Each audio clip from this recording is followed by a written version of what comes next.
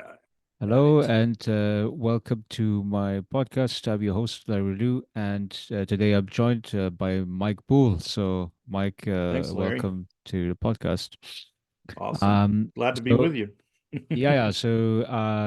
so recently I did write about a very long blog post, kind of reflecting upon the crisis of modern society, and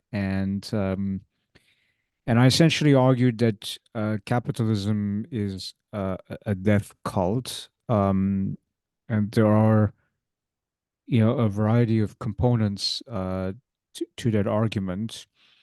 So, firstly, I stated that, if you look at the short term, so we're really talking like really a few hundred years.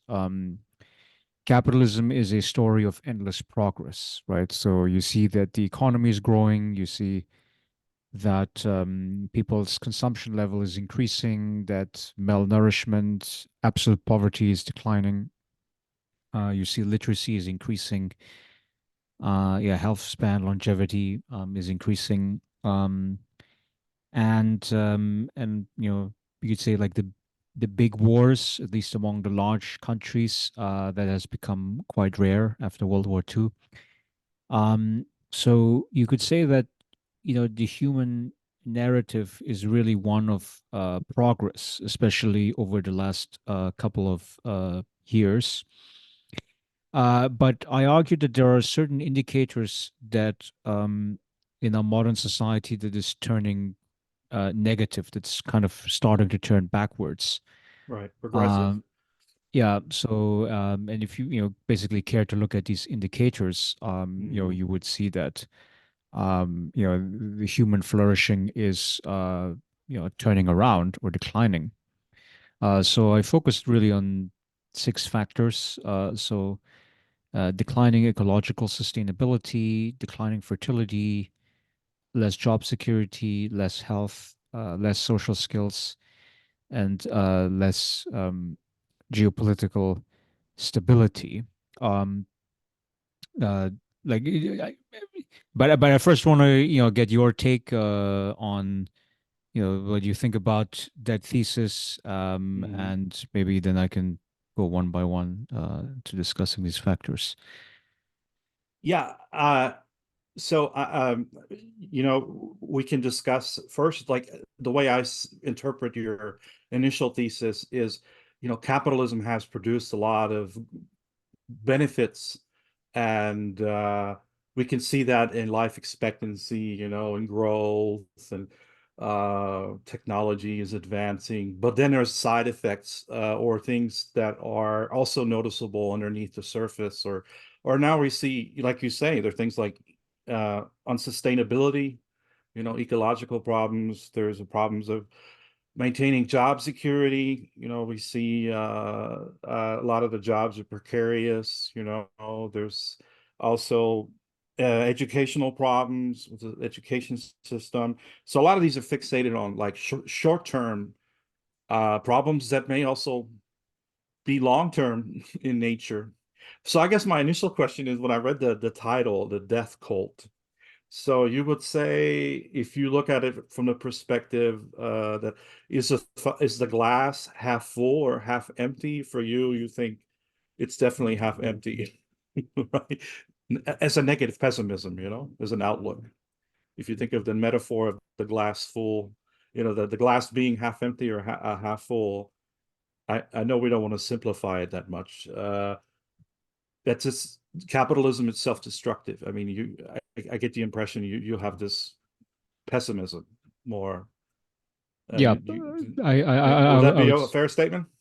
yeah, I would Yeah, say I'm more on the pessimistic camp. yeah. There are, quite a few indicators that are negative. Now, I mean, of course, the big question is, can those negative indicators be turned around, and can it be made positive again? That's always a possibility. I think that the final human story has not been written yet. I do think there's some amount of agency that people have um, to change the lives around them. Uh, b- you know, but then also like so many of us, I mean, in sociology, I mean, we kind of like the discipline because we like Marx, we like Weber, and we think that their you know thesis does make sense, right? Which is Mhm. that there are certain structural components to society, right? Whether it is about the rise of the proletariat, the rise of capitalistic exploitation, the rise of rationalization, um, bureaucracy, all of these factors, they work as a constraint, right? So they start to impact and basically limit the uh, the flexibility that people can have, within those systems. So yeah, I mean, I mean, my Mhm. sentiment is probably more on the Negative, yeah. pessimistic side. Yeah. But I did conclude that people should remain hopeful, and Sure, that yeah. for all of the negative trends, there's always a potential positive upside. Like Mhm. if the policymakers and the public all get together, you could turn it around and make it into something positive. If they you know if they think they can pursue their agency, right? Mhm.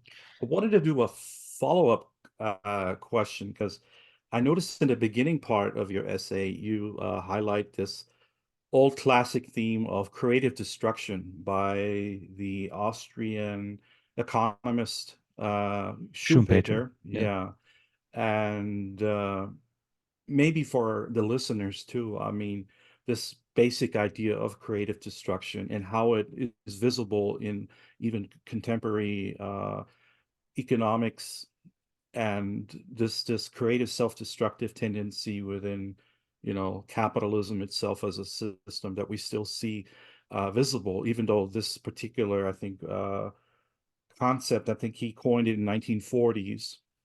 Some people also suggest that variations of this critique of the self creative destructive capacity within capitalism can be found in the Communist Manifesto. That there's this idea that economic systems, especially capitalist economic systems, have this tendency towards self-destruction, self-destructive forces. So I'm curious, I mean, we can make a list, a long list, or if you, or just is that how you would summarize creative destruction? Like it's a idea where there's innovation sometimes to technological innovation, or even a company makes a decision to engage with automation.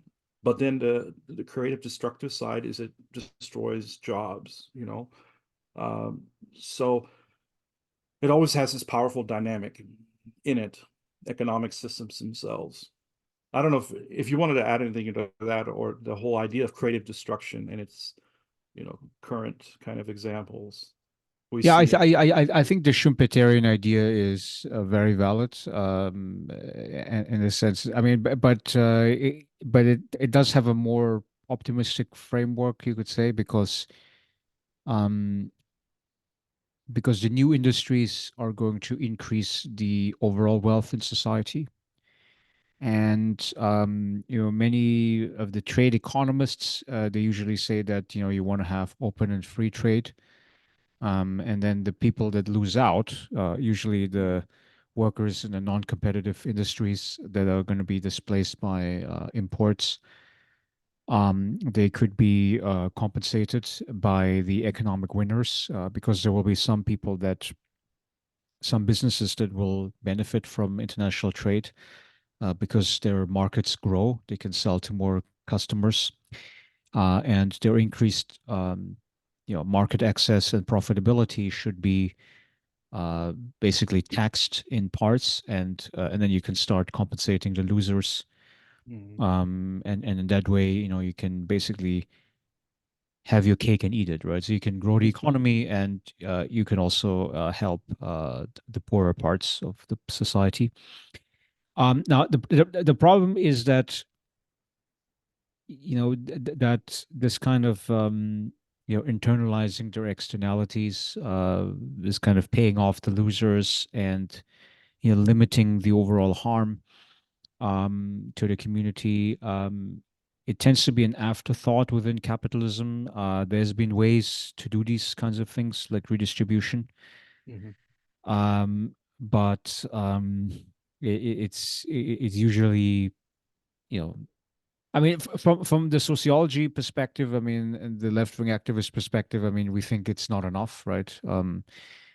And yeah, yeah, and then also, like, if you look at things like ecological sustainability, right? The first factor that I brought up, um, you know, we have a declining ecological system, right? Right. Where we asked, I think, too much of the natural environment, right? We have um, a continuously warming planet, and then it will hit certain communities first, right? So if you are living close to the equator, where it's already incredibly hot, just small increases in temperature could wipe out the remaining food crops, which Life would, threatening. Yeah. yeah. And Yeah. so, and then the thing about, like, okay, then we have a technological solution. I mean, something like an AC system, right? The air conditioning system, that much more common, actually, in America than in the European countries. And in the South, right? Texas. Really hot Yeah. climate, yeah. Yeah, well, I mean, you could argue that the growth of Texas as a state would not be feasible without air conditioning. Yeah.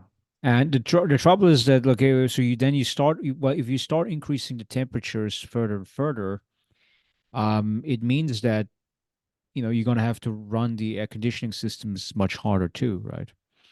Mhm. And then you need to have more electricity, and also, like, if it gets extremely hot, I mean, you could fry basically the entire electricity grid, and so everything comes down, and nobody has air conditioning at that point.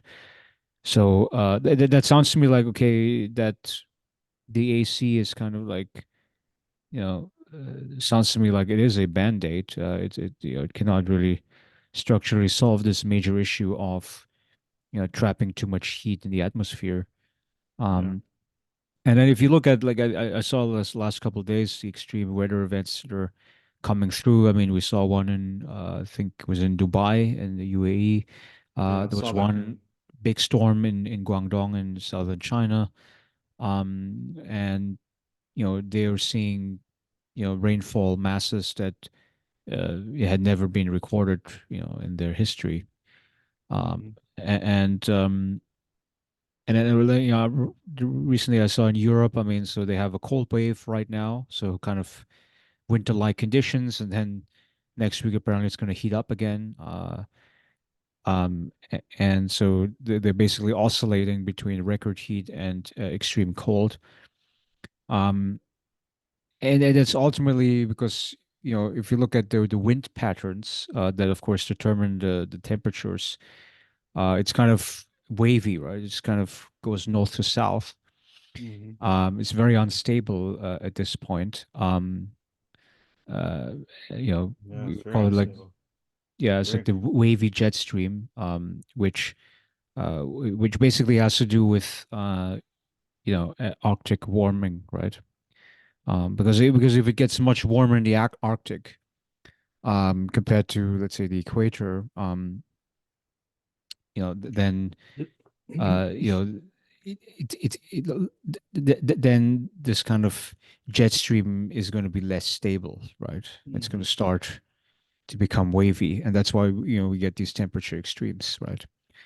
There's um another thing, if I can throw in another thing, I was reading this article about these ecological problems will translate into economic problems. There's some estimation that in the next 30 years, 15 to 20% of occupations could be affected. There's to be a decline of various occupations that will be lost, because of this environmental destruction, environmental problems, which is significant. So even the ecological has a direct relation to economic consequences, right?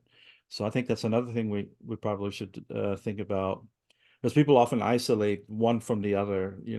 As ecological, but real serious economic consequences. I can imagine in a agriculture, uh, what consequences this will have.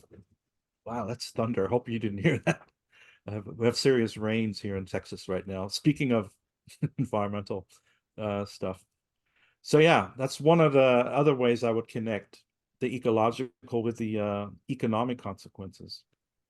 Yeah, Uh, so that's Job definitely loss. for sure. Yeah, I mean there's a close link between ecology and the economy, and and I think that for the last 200 or so years, when we started collectively on this journey of industrialization, I think that we could kind of ignore the human link to the natural environment, because what we saw was really this short-term wealth, because as soon as the British discovered that if you burn coal, you can release a lot of energy, and with this energy, you can power the factories. So you can Mhm. churn out a lot of produce. I mean, like textile production was the first major industry, but like cars and later computers and things like that. Mhm. So like humanity sort of really believed that these conveniences that we are creating are going to be here to stay. Um, and But in financial terms, I mean, basically what we did was, we took out, a loan on nature, Mhm. and we're spending it down. And then the problem is that now the payments are due, the interest is very high, and unlike human financial institutions and banks, um, there is no debt forgiveness necessarily.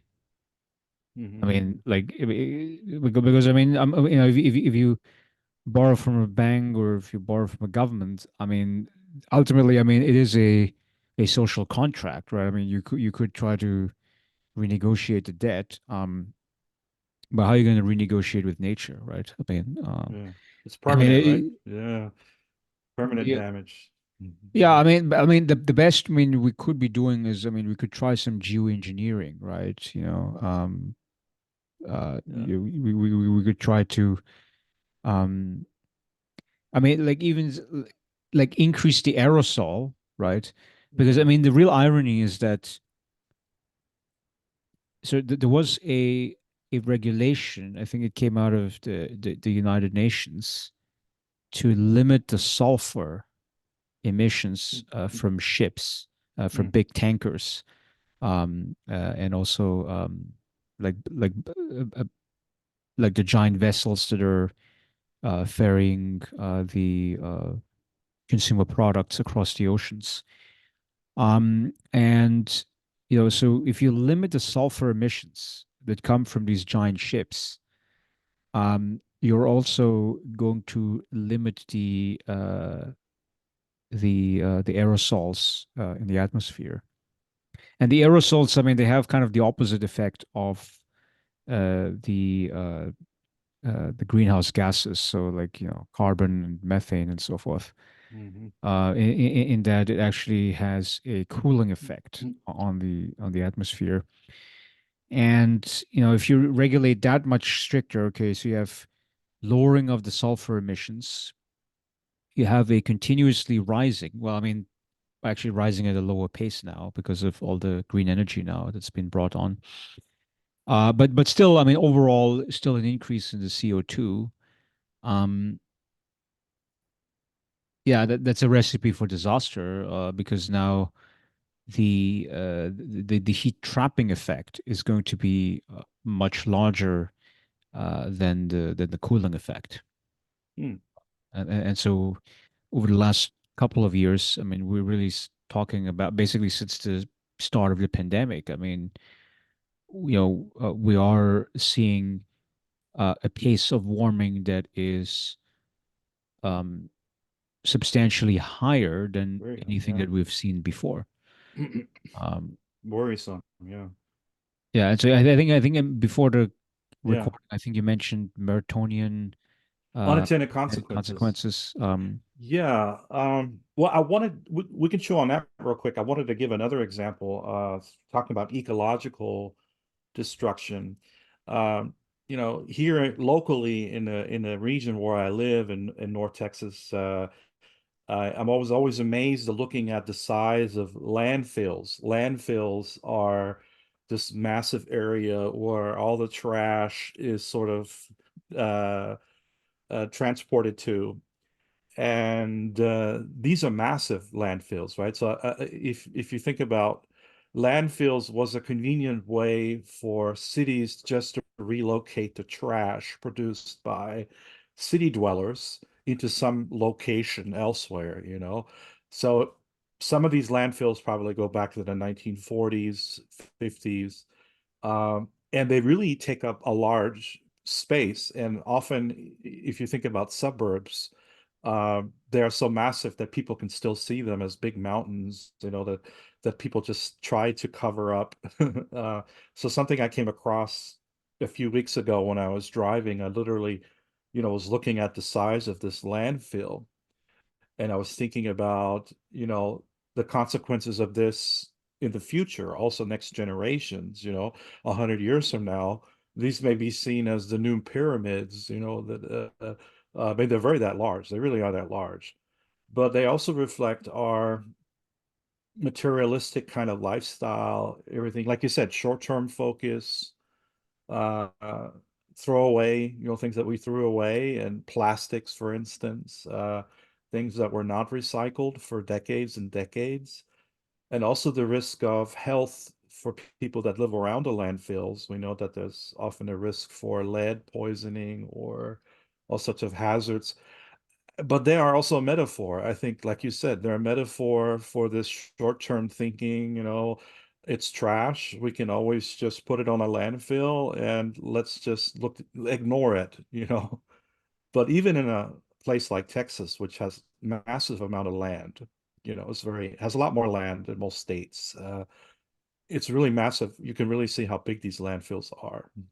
They really are massive, and they take up a lot of space. And so that's something else I wanted to throw in. It's like a visual, I guess, example, especially for those visitors, I mean, listeners on our show, is think about the landfills and all of the junk that's in it, over decades and decades and decades of accumulating waste, literally waste, right? So if that's sustainable, I don't know in the future. I think that we'll have to think of something. Uh, Especially e-waste.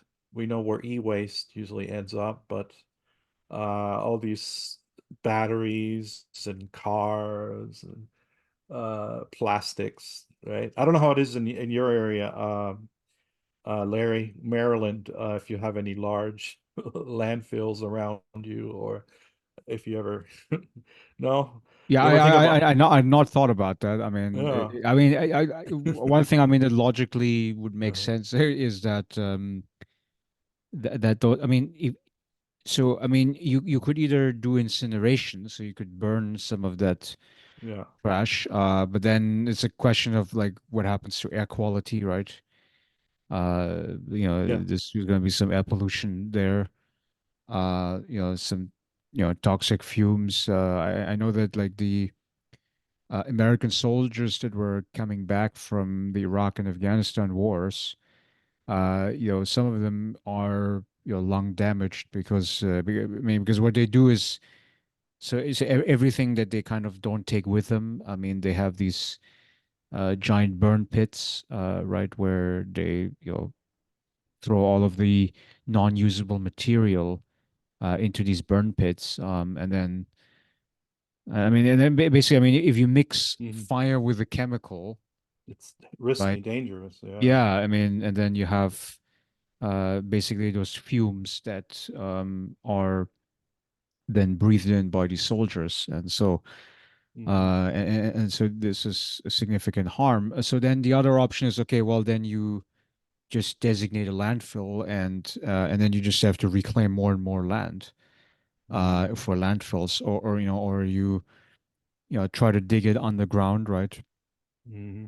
And then you just try to store it there. But yeah, I mean it's just that, like, I noticed that, like, like every week when I toss out the trash, that basically, I mean, all of the trash usually has to do with like food, right? I mean, like probably Yeah. 90% of the trash that we produce at home is about, usually the food packaging. I mean, if you cook at home, I mean, even if you eat outside, I mean, if you get like a styrofoam cup or plastic or whatever, from take home from the restaurant, um, there is a significant amount of waste that gets produced, added to the landfill, and it just tells us again that the convenience that we were obtaining, from, I don't know, adding all of these plastic Hmm. packaging and so forth, is actually, ends up being a net cost that we Hmm. impose. Ecological cost too. It's Yeah. an ecological cost, right? Yeah. Uh, and and and ultimately, I mean, so I mean, the Earth, I mean, is going to, I think, survive this easily. I mean, but but the conditions of the Earth could be unsustainable for humans, effectively. I mean, Yeah. that's the thing that we are concerned about. I mean, it's really about, we're trying to do everything to ensure our own survival. Hmm. And we're right now. I mean, we are definitely creating the conditions in which this in which human flourishing is no longer possible, at least not uh, on this planet. Hmm. Um, And definitely a big divide between the global north and the global south, right? I mean, yeah, you that agree? was the other point that I was going to bring up, right? That in the global South countries, you know, the- because those places, they do tend to be closer to the equator, so there is less margin of error on their side. So if the temperature goes up just a little bit, it would have much more devastating impacts. I did see a map recently on social media about the net economic impact of climate change on each jurisdiction. Yeah. And it shows that there are not too many beneficiaries. I mean, you have, the Scandinavian countries, you have Russia and Canada. Yeah. And those are, at least in the short and medium term, the only potential beneficiaries of global warming. It's essentially because you're converting, um, the tundra, which is basically, I mean, it's just like a frosted up area, right? And you're converting that into useful land, because it is probably true that, like, the soil that is under the permafrost, would probably be fertile land. You could probably do agriculture. You could, Hmm. do build up civilization. You could build up cities and things like that. And but it sounds to me like this is like a kind of like a short medium term solution at most, right? Yeah. Um, uh, Definitely. eh, because I mean, even like, even those places, I think, are going to be impacted eventually, right? Because I mean, And because the overall, the warming trend is kind of baked in, right?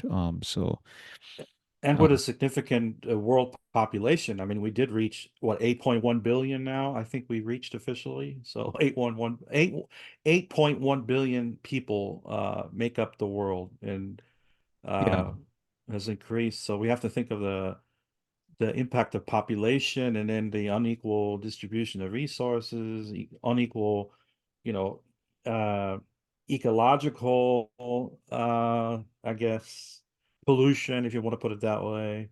But the 8.1 billion, I mean, if we think about it, the impact, and then more and more, if it reaches to 9 billion, 10 billion people, you know, seeking also a livelihood, seeking a way to feed themselves, and if these asymmetries between the global north and global south remain, I wonder if that explains also migration. I mean, we can expect more and more uh, environmental refugees, people that are displaced because they can't grow food or crops, unstable political systems in the global south, authoritarianism creeps back in. I could just imagine horror scenarios. I don't have to mention Haiti, but other places of the world that are hot spots, Sudan, right? So well, definitely not just the Middle East, but I mean, there's other areas, lots of conflict, Yeah, I right? mean, so on the point of population, I think that gets us to the second point that I made. But Mhm. so population overall, I think is yeah, it's still increasing overall, but you have to consider that it's not the same everywhere. So if we're talking about the developed countries, East Asia in particular, I mean, you have extraordinarily low fertility rates. It's actually approaching one in like places like Japan and in South South Korea. Korea, yeah, South Korea, I think it's like point 0.7 something. yeah. So that's probably the lowest fertility rate anywhere in the world.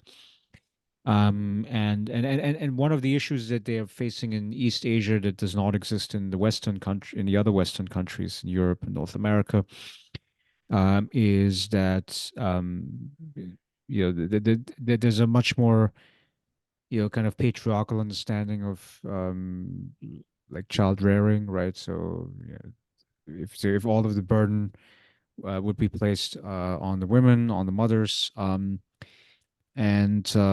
there's just fewer family level policies.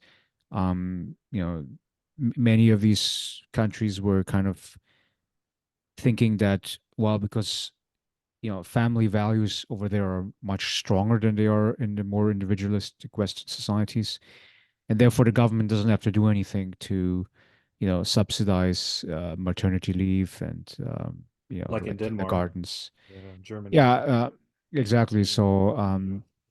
that is starting to backfire over there. Also, there's a much stricter motherhood penalty, right? Where like in many Western countries, I think it's illegal to fire pregnant women or mothers with young children. Mm. In I know I think in Japan, South Korea, it's probably still acceptable. Um, and now, okay, so now they're starting to change these laws. They're starting to invest more money into childcare facilities. But then if you look at like the most generous countries, look at Finland, look at Sweden, and you also have below replacement rate fertility numbers, even in those generous welfare state countries. And also the Scandinavian countries are the ones that have the most generous paternity leave policies. So even this Mm. idea of like bringing the men into um, you know normalizing the child rearing. We are facing decline fertility even in those places. So therefore, Which is therefore, ironic, when you think about yeah, I it. mean, so there's a structural trend that is ongoing, where, Yeah. um, I mean, I think it goes back to the Durkheimian idea of, individualism that, I Uh-huh. mean, if you look at kind of like, the interpretation of, modern day feminism, I think equates it with the, kind of individual career success of the woman, and then basically a high level of opportunity cost for child rearing. Also, you have to consider that as more and more people are moving from the villages to the cities, um, you know essentially the cost of living is going to be higher. I mean, the price in the real estate is going to be higher, Mhm. and and then people have to think really hard about how many children they want to have. There is So very high, human capital idea. I mean, it's Annette Lareau research of considered cultivation, basically trying to, um, if you do have a child, especially as a middle class parent, you want to maximize attention on the children. You want to make sure that they get to the top schools, that they, learn different foreign languages by age 4 or something, right?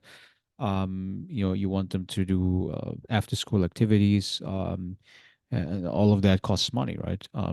So, mhm. and that puts like basically a huge, um, cost upon having children. So, I mean, there's Yeah. there's a lot of sociological research now about, um, basically raising dogs and cats, As an alternative as substitute, an right? alternative to having children. Yeah. Uh, Yeah. because you So, don't have to worry about like making mhm. these dogs and cats into, productive citizens, right? Yeah. So you would you argue that the younger generations, this newer generation, really is probably more impacted by a kind of cost benefit analysis when they're even thinking about having children, as in previous generations where that was not the case. So you think there's a kind of real cost benefit, what's the cost to having kids, what's the benefit, and in Western, at least in Western societies, we're so individualized that we really make these calculations for young people, Do you want a car? Do you want a college degree? Do you want to have a child? Do you think that's fair to say that the next generation is just focused on maybe even narcissistic? I don't know. I hate to use that. Uh, you Well, I mean, know? you could make the argument that hunters and gatherers and also the Okay. farmers, I mean, the farmers for sure, I mean, they do cost benefit analysis too. And Okay. they're saying, I mean, sure, I mean, if you have, one more mouth to feed, I mean, that's definitely a cost. Okay. But then you also have two extra hands, right, per person. So Yeah. for every mouth, you have like two hands, and then they're supposed to compensate for having to feed them. Yeah. Um, and Okay. um, and to that extent, I mean, yeah, and also you have to consider that back then the infant mortality rate was so high. So I mean, if half of your children are going to die at infancy, you better I make mean, like you breed twice as many children, right. than your target number, right? Right. Okay. And so, well, yeah, I mean, but those considerations are going to be different again, if you are living in an industrial society. And but yes, I mean, on the point, you're right, in Mhm. the sense that, you know industrial society always means individualist society, right? This is a Emil Yeah. Durkheim made this point. Yeah. And in individualized society, I mean, always means that yes, it is ultimately about me. I mean, if you, I mean, like there was this argument by Richard Dawkins. I mean, he called Mhm. it like the selfish gene, right? I mean, Okay. the idea that like we, like to whatever, reproduce, and we like to basically generate immortality, um, through the reproductive process, through an endless chain of, having children, grandchildren, and so forth. Um, and um, but I think that, a different kind of social logic can break up this, you could say, natural biological tendency. Mhm. Um, and the evidence for that is a lower fertility rate, right? So I mean, Yeah. if biology was so absolutely immutable, right, where our desire to breed would be unchangeable, well, I mean, then fertility Yeah. rate should not be floating up and down, right, or downward. So clearly, I mean, the social logic, the which is basically the rise of individualism, has a significant impact Yeah. on the fertility choices. Yeah. And I did see a statistic that just came out, I think yesterday, was about this year was the first time in U.S. history that single households without children exceeded the number of married households with children. Hmm. So, I mean, and I mean, if you look at, I mean, like people, many people of our age, right? I mean, yeah, we just live one year after another, basically as singles, without necessarily, Yeah.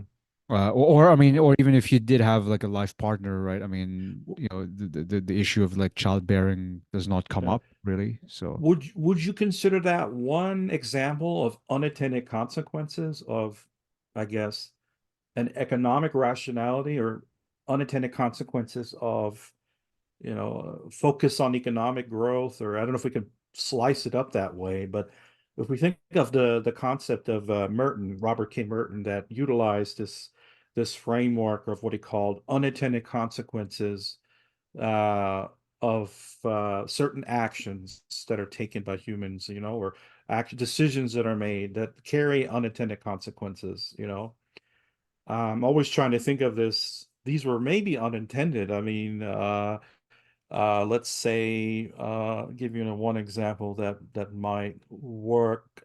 Suburbs, creating suburbs as a way for the middle class to escape the city. And one unintended consequence is the ecological destruction, and also the necessity to have roads and highways to go to that suburb utopia, Um, that's one way to think about the infrastructure. There are often unintended consequences that are created that affect people themselves, and they didn't think it through long term, the distance required to drive from point A to point B. And but when it comes to children, I'm still trying to think this through, the unintended consequences of this Protestant work ethic of everybody's working, working, working, career is primary goal, that we forget. People don't forget about children, maybe they are sort of focused on money, wealth, more and more, which has an impact on this question of the children question, I don't know. Maybe that's one example of unintended consequence. That's what I'm bringing forward. I don't know if you have any other examples like that, but even the pill, I mean, may carry unintended consequences, positive or negative, however we want to evaluate it. yeah, Uh, I would say in terms of the reproductive technology that yeah. the birth control pill has been the most significant in terms of the impact. Because I mean, if you look at the human population growth rate, right, from the beginning of the Industrial Revolution, so about 1800 to about 1965, the population growth rate has been continuously increasing. We maxed out at about 1964, 65. That's for global population. Hmm. And then everywhere, the growth rate just declined. And again, if we go to the rich countries, we're already in a negative territory, meaning less than two children per woman. So, and I would say that yes, I think the birth control pill is probably the main variable here, because I mean, if you separate basically sexual activity from childbearing, then the I mean, I mean, firstly, I mean, all of these ideas of like women's rights with respect to workplace access, right? Opposing workplace discrimination, gender discrimination, all of these Hmm. things. I do think they become possible as women are delaying the childbirth, because normally, I mean, so as soon as a woman, I mean, if she did become sexually active and she becomes pregnant, I think in the old days, yeah, I mean, you would have significant pressure to drop out of labor force at that point. Mm-hmm. And then you just don't have enough um women, especially in that childbearing age. I mean, let's say from the 20s to the 40s, that would be in the workforce, and if you don't have enough of them, then you also cannot have a social movement to then basically be more inclusive to women in the workplace and things like that. Mm-hmm. So yeah, I mean, and so actually so the birth control pill, I mean, of the short term, I mean, this was a boost to capitalism. Because I mean, you have to consider, I mean, okay, so normally if you talk about workforce, okay, you always have the male population, there would be the workforce. Um, and now if you can guarantee that the young and the middle-aged women are also joining the workforce at very high rates, with one stroke, you are effectively nearly doubling the The labor economy. force, Yeah, right? labor force too. Yeah. And this is a very positive impact on the economy. But really, I mean, this works only for you know basically one generation. I mean, and that was the baby boomer generation. I mean, it worked for that specific group. Um, Mm-hmm. and I mean, our cohorts. I mean, the X cohort is smaller. The millennial cohort again is a little bit larger than the X because those are the children of the boomers, right? The millennial, the children of the boomers. So that's why this is a relatively larger group. Um, but then but the Z generation would be smaller than the millennial group. Mm-hmm. And then from the demographic numbers, we already know that the alpha generation, which is the population below the age of 14, I think is smaller than the Z generation. Yeah. Um, so in that sense, I mean, yeah. So it was really a short term boost, but for the long term, I mean, the consequence of the birth control pill. I mean, we see is that it is about declining fertility Mm-hmm. by giving the women a choice. Now, I mean, that's why I mean you have the very controversial debate regarding abortion policies, Yeah. where Divides a there lot are of people. some conservative states who are saying, well, okay, it's not just about rolling back abortion; they also want to roll back, birth control. Um, Mm-hmm. I did see the numbers published by the Guttmacher Institute that Yeah. documents abortion. And actually, the abortion numbers are increasing. Yeah. Because women, for instance, in your state in Yeah. Texas, Go to New traveling, Mexico. Yeah. yeah, New Mexico, I think Virginia, or even Florida. I Mm-hmm. think in Florida it's still possible to have abortions. Um, so yeah, I mean, so like moving across states. I mean, the other thing is that um, is that the oral birth control pill has become more More accent. popular. Yeah. Yeah. Um, and, Definitely. and they're shipped across state lines. I mean, that's the other thing, right? Because what the liberal states are doing is, I mean, they have these so-called shield laws where they're going to protect their doctors from criminal prosecution Mm-hmm. in from the conservative states, right? Yeah. Red states. Yeah. Yeah, that's right. Yeah. Good point. Good point. Yeah. So Definitely. now that actually is a sustainable situation, really. I mean, obviously, I mean, but then for the conservative states, they're like, well, okay, they might still be, stopping a few pregnant women of getting the abortion. Mm-hmm. But those who don't have the resources to travel across the state and stuff. Um, but Oh yeah. and also, I did see that there was an increase in sterilization. I think vasectomy Yeah. It's has starting. Yeah. become more common. I don't know the numbers precisely. I mean, how much more common it is. But yeah, I mean, but I think but if you look at the abortion debate, I mean, from the you know entire population perspective, right? I mean, regarding like what is the overall trend regarding, I mean, how would it impact fertility?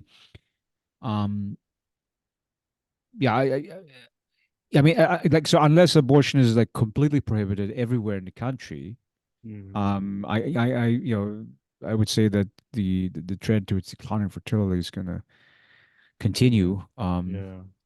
And yeah, Uh, Trend, yeah, decline. Yeah, it's probably predictable, yeah.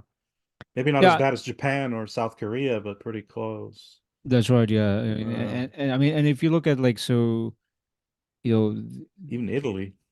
yeah, the main way for any population to grow at this point is to bring in immigration. Yeah, And immigration, I mean, is it is controversial.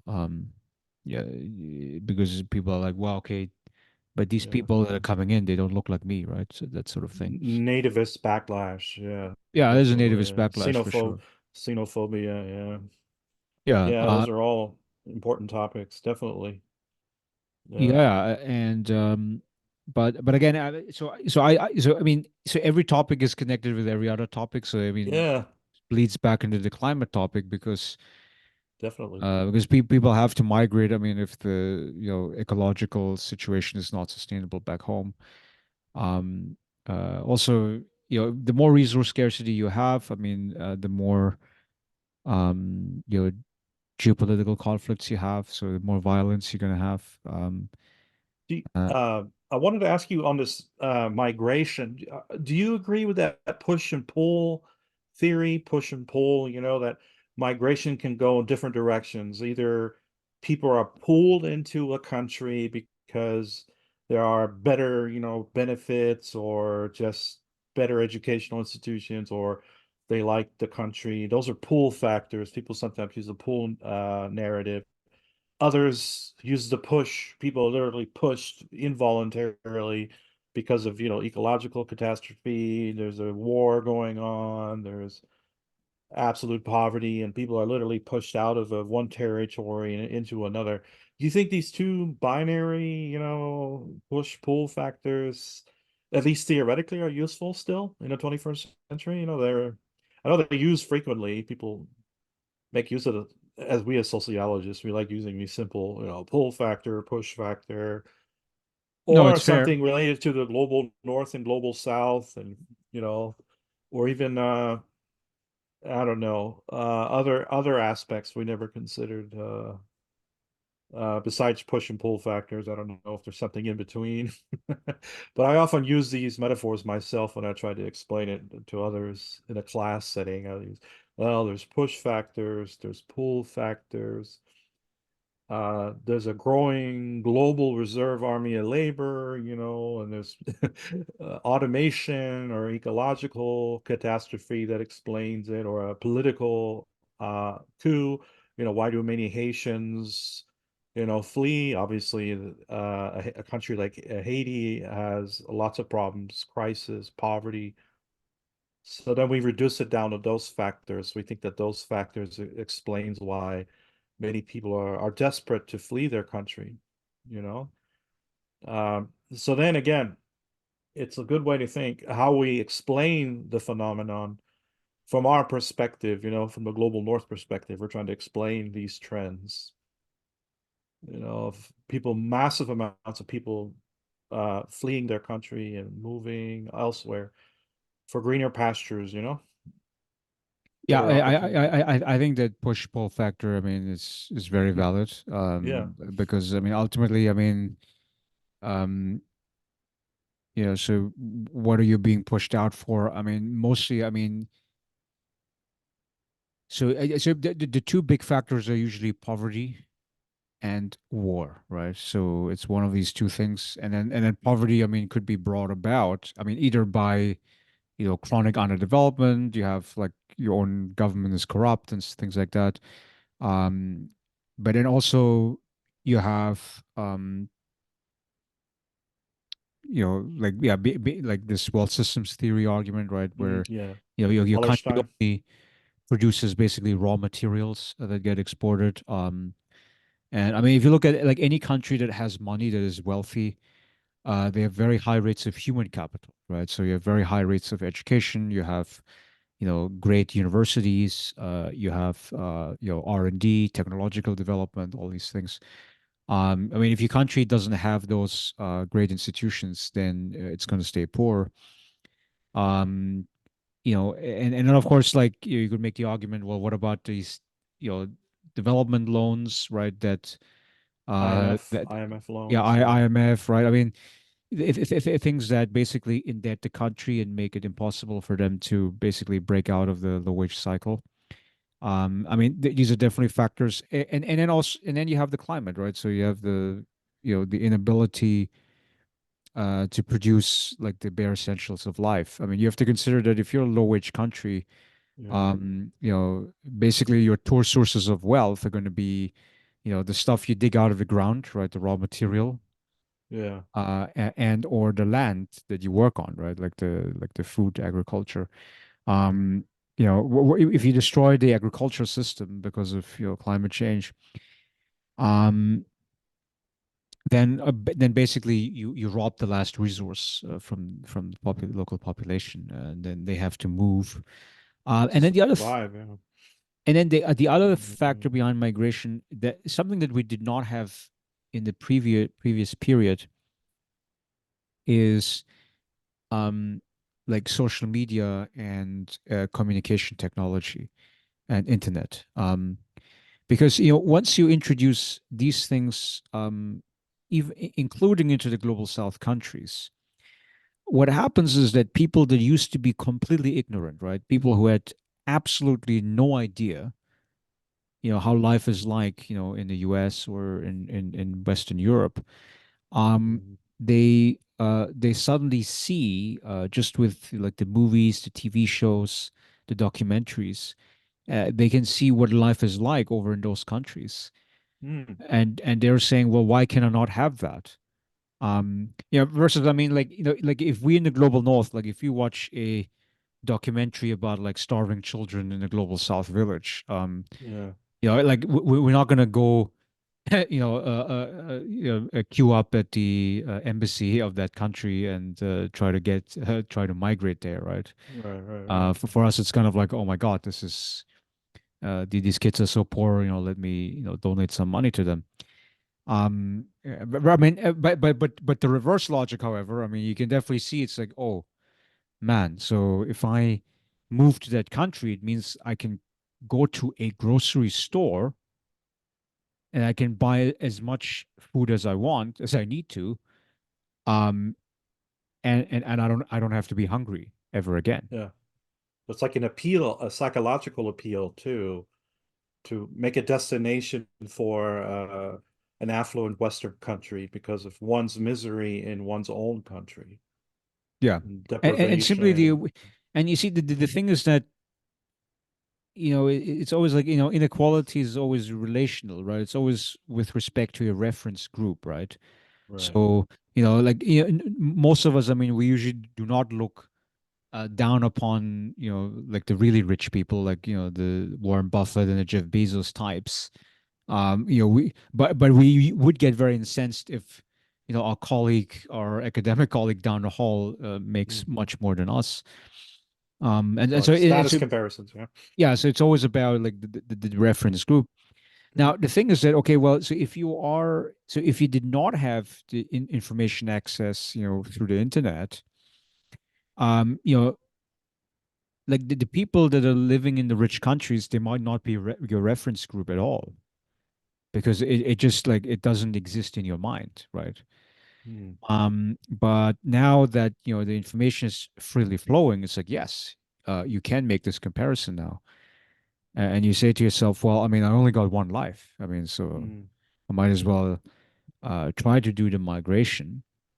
Yeah. Um, and and that's why, I mean, so when the Europeans are saying and the Americans are saying, well, we're going to build the wall in the southern border, and in that way we can keep out these migrants. Um, Yeah. I do not think that it works this way. Because I mean, it's like because you cannot unsee a movie, right? Yeah. Like whatever the image is given to you through that information highway, it's going to Remain uh, with you, I guess you're yeah, saying. it's going to Yeah. remain with you, and it's going to shape your actions. And clearly, I mean, the people that unfortunately pass away in the Yeah. migration journey, because they basically starved or they dehydrated in a desert in Mexico or in North Arizona, Africa. yeah. I Yeah. mean, it's just like, well, they, well, for them, it was really this risk benefit analysis, right? Yeah. And Therein payoff. where it's Yeah. like, yeah, I mean, yeah, the payoff would be great, but I mean, yes, I mean, the risk is enormous too, but um, yeah, but what is my other option? I mean, my other option is to basically stay in the poor country, even though life might be unbearable in those places.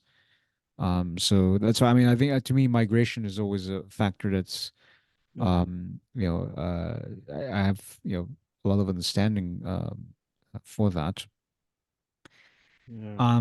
Okay, so now I want to cover the issue of like job security. I think All because you right. mentioned um Yeah. like kind of automation. And I do see automation to be a major factor. I mean, obviously, like I did my dissertation on this topic, so and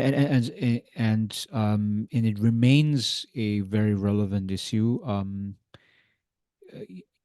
like the one headline that struck me was in back in February. Tyler Perry, who's a movie maker, a filmmaker. Yeah, he has like a whole production studio. And he canceled a big expansion of his studio, his film Hmm. studio. It was supposed to cost $800 million. He wanted to hire so many writers, script writers. And his argument is effectively that there's no real competition with artificial general intelligence, right? Hmm. Or I mean, right now, I mean, you might say, well, okay, ChatGPT, it's a chat bot. It doesn't do much yet, but with the most advanced AI techniques, like it is possible to automate many things. Oh yeah.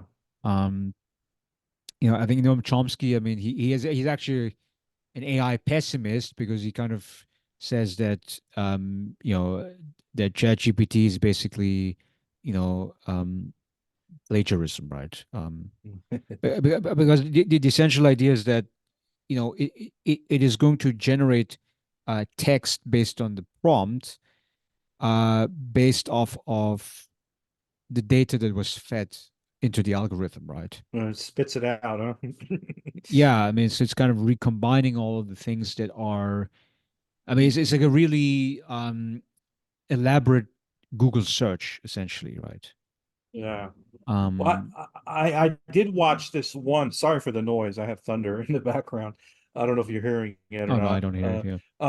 I did watch this one news broadcast, and they were showing that in China now they have AI produced news broadcasters that look like real broadcasters.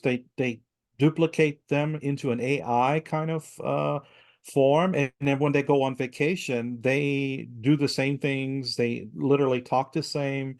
They look a little different, but there's an ability to reproduce an AI version of somebody else, but this is now a digital version. And this is a possibility through AI. And then you could literally have the real person, that exists. Maybe the person is sick for a couple of weeks, or he wants to take a vacation, and they were showing a duplicate, AI produced duplicate news broadcaster.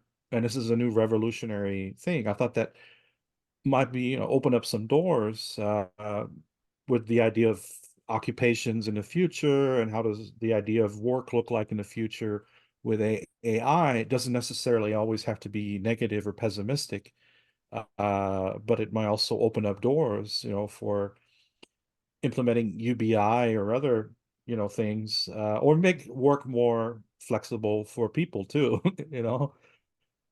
So there's different, I guess, different sides that people take. Some people are very pessimistic.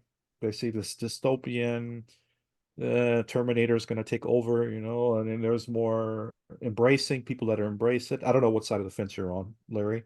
People that embrace it, why don't we make use of it? It's just a tool like everything else.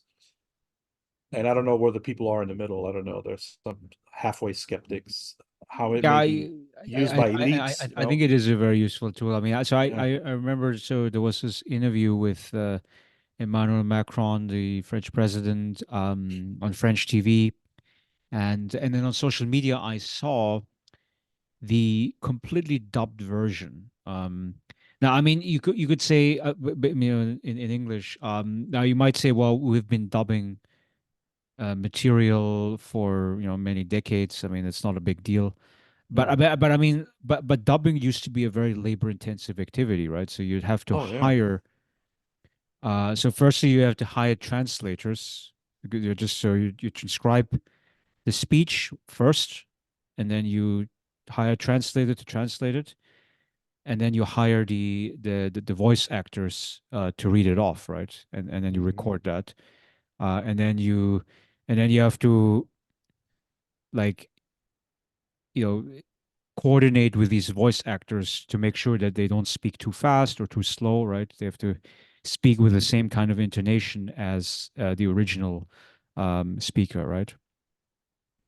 And but nowadays, I mean, yes, you could give the entire dubbing operation to AI, right? And it's going to be flawless. And because the interesting thing is, like, and if you listen to it, I mean, like the English translation of Macron's speech is using Macron's voice, right? So it is authentic, like French voice, but just like with English words coming out of his mouth. Yeah. Um, even with like a French tainted accent, right? And that is something that, like, okay, this is was this we were not able to do that. I mean, even up until maybe last year, even, right? Yeah. Um, Now and it's it tells me, possible. Mhm. yeah, that things are definitely moving at a faster pace than some of us could imagine. Um, it goes back to this idea of like exponential trends that, Mhm. you know, things get better very slowly, it's seemingly at the beginning. And then if it crosses a certain threshold, then it goes really fast, Yeah. right? Like going from, I don't know, AI, winning chess games. Maybe this is one of the early successes. And then it starts to do, way more things, like, translating, editing, Mm. um, dubbing, like writing scripts. Um, Computer programs, yeah, music production, yeah, movie yeah, production. that's right. I That's right. I Yeah. guess I guess for me, the only criticism that I would have, as long as there are precautionary principles in place, then I'm an AI enthusiast. But if there are no precautionary principles in place, I could see it going south. What I mean by that, I mean there are probably risks. That's where the unintended consequence idea would come in. What we never thought of what it could produce. On the other hand, it could have reverse Well, so on for is yeah. it precaution, I mean, related to safeguarding jobs, or is it about UBI? I mean, Probably how much human autonomy remains. That's always a question of, do we give more power to like the machines? That's the whole Matrix dystopian idea that uh the humans lose control, or humans lose the autonomy over this system, whatever the system may be. Then at that point we can't regulate it anymore. But that's the fear factor. And that's where, like, the pessimists, I can see where they're coming from. They watch a lot of sci-fi films. Think of RoboCop. You ever seen that film? Right? It's a Okay, that's not really the best example of AI, but RoboCop, the first one came out in 1987, the first RoboCop was literally a robot, a human that's turned into a robot. And uh, the risk is that you couldn't control these robots, and then they would start killing people. A similar theme in the movie The Terminator, like this idea that AI will get so sophisticated that we will not be able to control it, and then it will get out of hand, and we will lose autonomy and control over it. That's the only issue that I would raise alarm. It's part of the risk, unknowable risk, that, uh, but that would be, yeah, of course, with any technology, there's risks, but with AI, it probably is certain kinds of risks, unintended consequences for in jobs, employment, the state. How does the state use this technology, and um, so yeah, a variety of issues, copyright, right? Reproducibility, authenticity. I don't know what else we can go into, but that's I think a legitimate concern. Even though there's a lot of enthusiasm, I would say there's risks that we don't think about Right. That with basically, anything like a car. yeah. So the precautionary principle is not being observed. And that very much is a possibility. I think that Yeah. that ultimately I don't think that there's any particular job that is safe, Yeah. except maybe like the owners of capital, right? They want to be the ones that keep themselves relevant, because they are the ones who implement those decisions. I mean, really, if you think of like the Mark Zuckerberg types, or like Mm. the Sam Altman, like really the owners of these technologies. It seems like they are the ones that can absolutely keep themselves relevant. I mean, they're controlling the power, the capital, right? Mm. Um, and yeah, but for the rest of us, I mean, it is going to be a big question because I mean, we see this among our own students, right? I mean, like if I see like these like at home, like I make the students write memos, which is kind of like their version of summary of the reading for that week. Um, and then I also asked them to present it in class, so do the oral presentation. And you can see them. I mean, so and the writing is very beautiful. It's very nice. Um, and then you see, and then you hear them like do the oral presentation, and they struggle to pronounce the words that Hmm. they I want to say quote unquote wrote, because I don't know whether it's them that wrote it or Yeah, yeah, um I see what you're saying. it was a GPT that wrote it for them. But anyway, I mean, and so and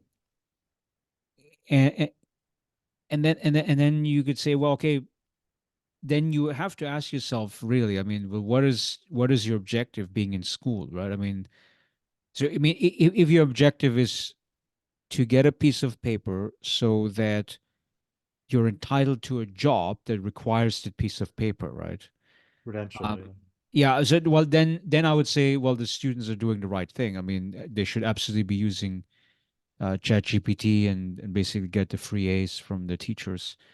Um, but I mean, but if you're saying that, well, I mean, no, I mean, the point of life is to be thoughtful, to think for yourself, to be independent, to Skill, right? yeah, you just develop skills, become better at something, and become better at reasoning, become smarter, and things like that.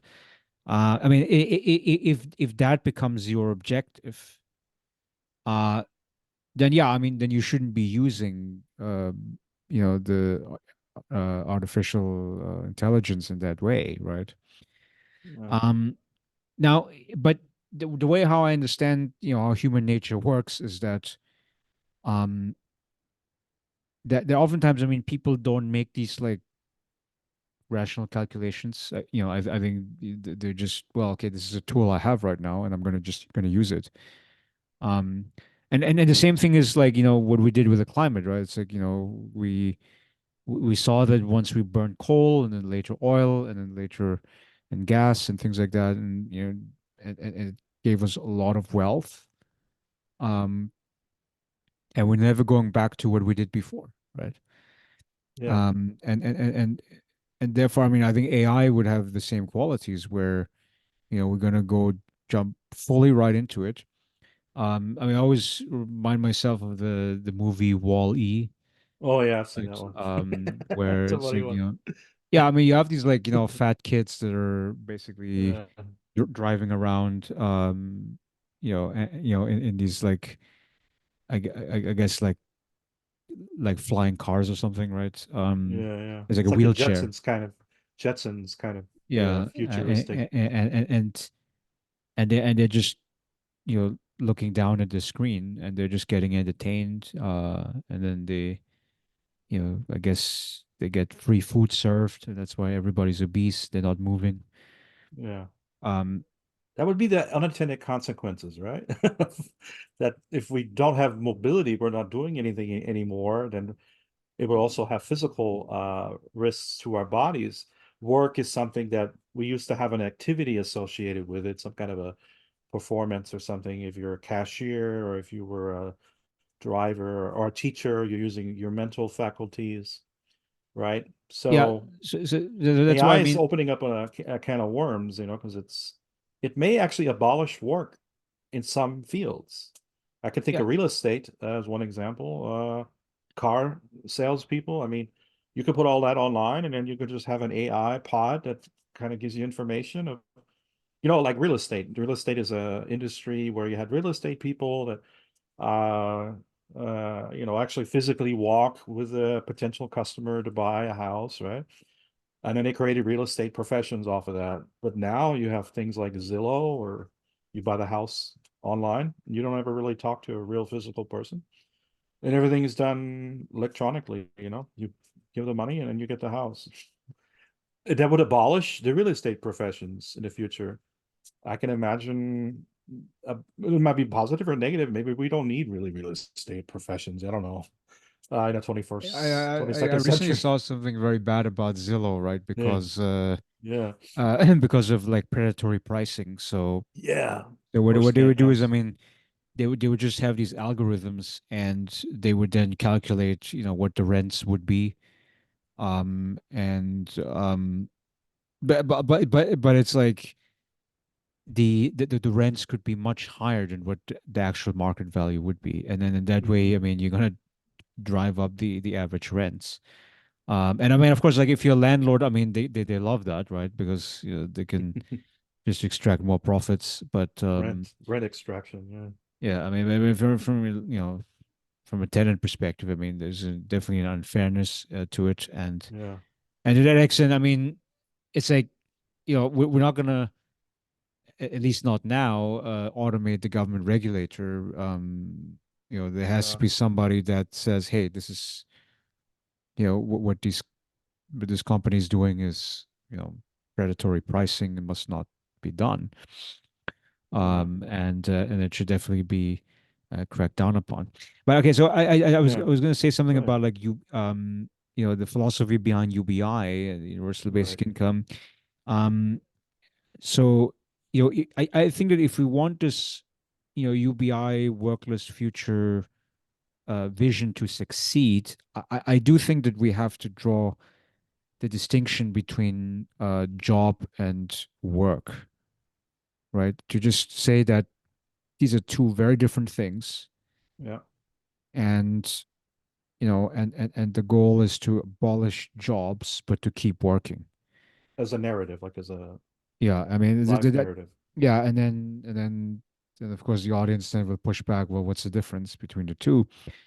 Well, I mean, so in a job, I mean, so you're supposed to. This is like the Marxist framework, right? So it's like you sell your labor to an employer, right? The employer pays you a wage, right? So that's what a job is. And then you're supposed to perform work at your job on behalf of your employer, right? Mhm. Under that Uh, regime. Yeah. yeah, Yeah. within that regime, right? So within Yeah. this, so within the Marxist framework, I mean, it's an oppressive regime, Yeah. but even if you're not a Marxist, I mean, like Yeah. if you ever worked for a company where you felt like it was abusive, or you felt like they were treating you nicely, but they were underpaying you, right, relative to what you produced. I mean, like people kind of notice within their own like experience, their own personal experience. So you don't need like big Marxist terminology for it. Mhm. Um, okay, and then the difference to work is basically any kind of physical or mental exertion, right? So if you're raising your kids, it's physical and mental exertion. You Yeah. know, it is to some extent backbreaking, Mhm. or at least exhausting, both emotionally and physically. Care Now, for work, many right? people, it is rewarding because they want Yeah. to see the next generation grow up and things like that, right? Um, you know, and ultimately, I mean, the reason why they're driven to work is because of love, right?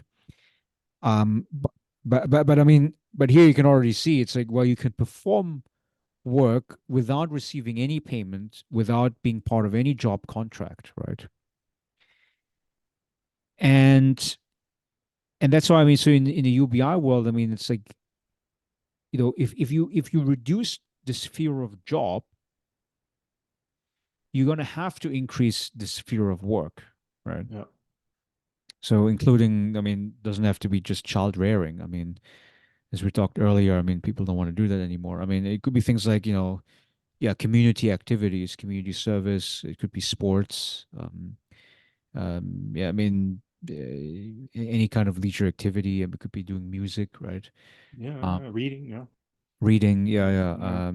yeah, doing book clubs and things like that. So, really What very about elaborate. political activities? Do you think political activities could fit under performing some kind of work function for a community or even uh it can be bipartisan, it doesn't have to be just one, but it could be one form of work Yeah, if for this work people is who want unduly to do it. compensated. Yeah, especially in municipality. I think sometimes municipalities have really much a restrictive who counts as a city employee, or these are all short-term jobs, but never volunteering as a way to compensate people and real money for volunteer work, or that's usually under the umbrella of volunteer work, but even recreation departments.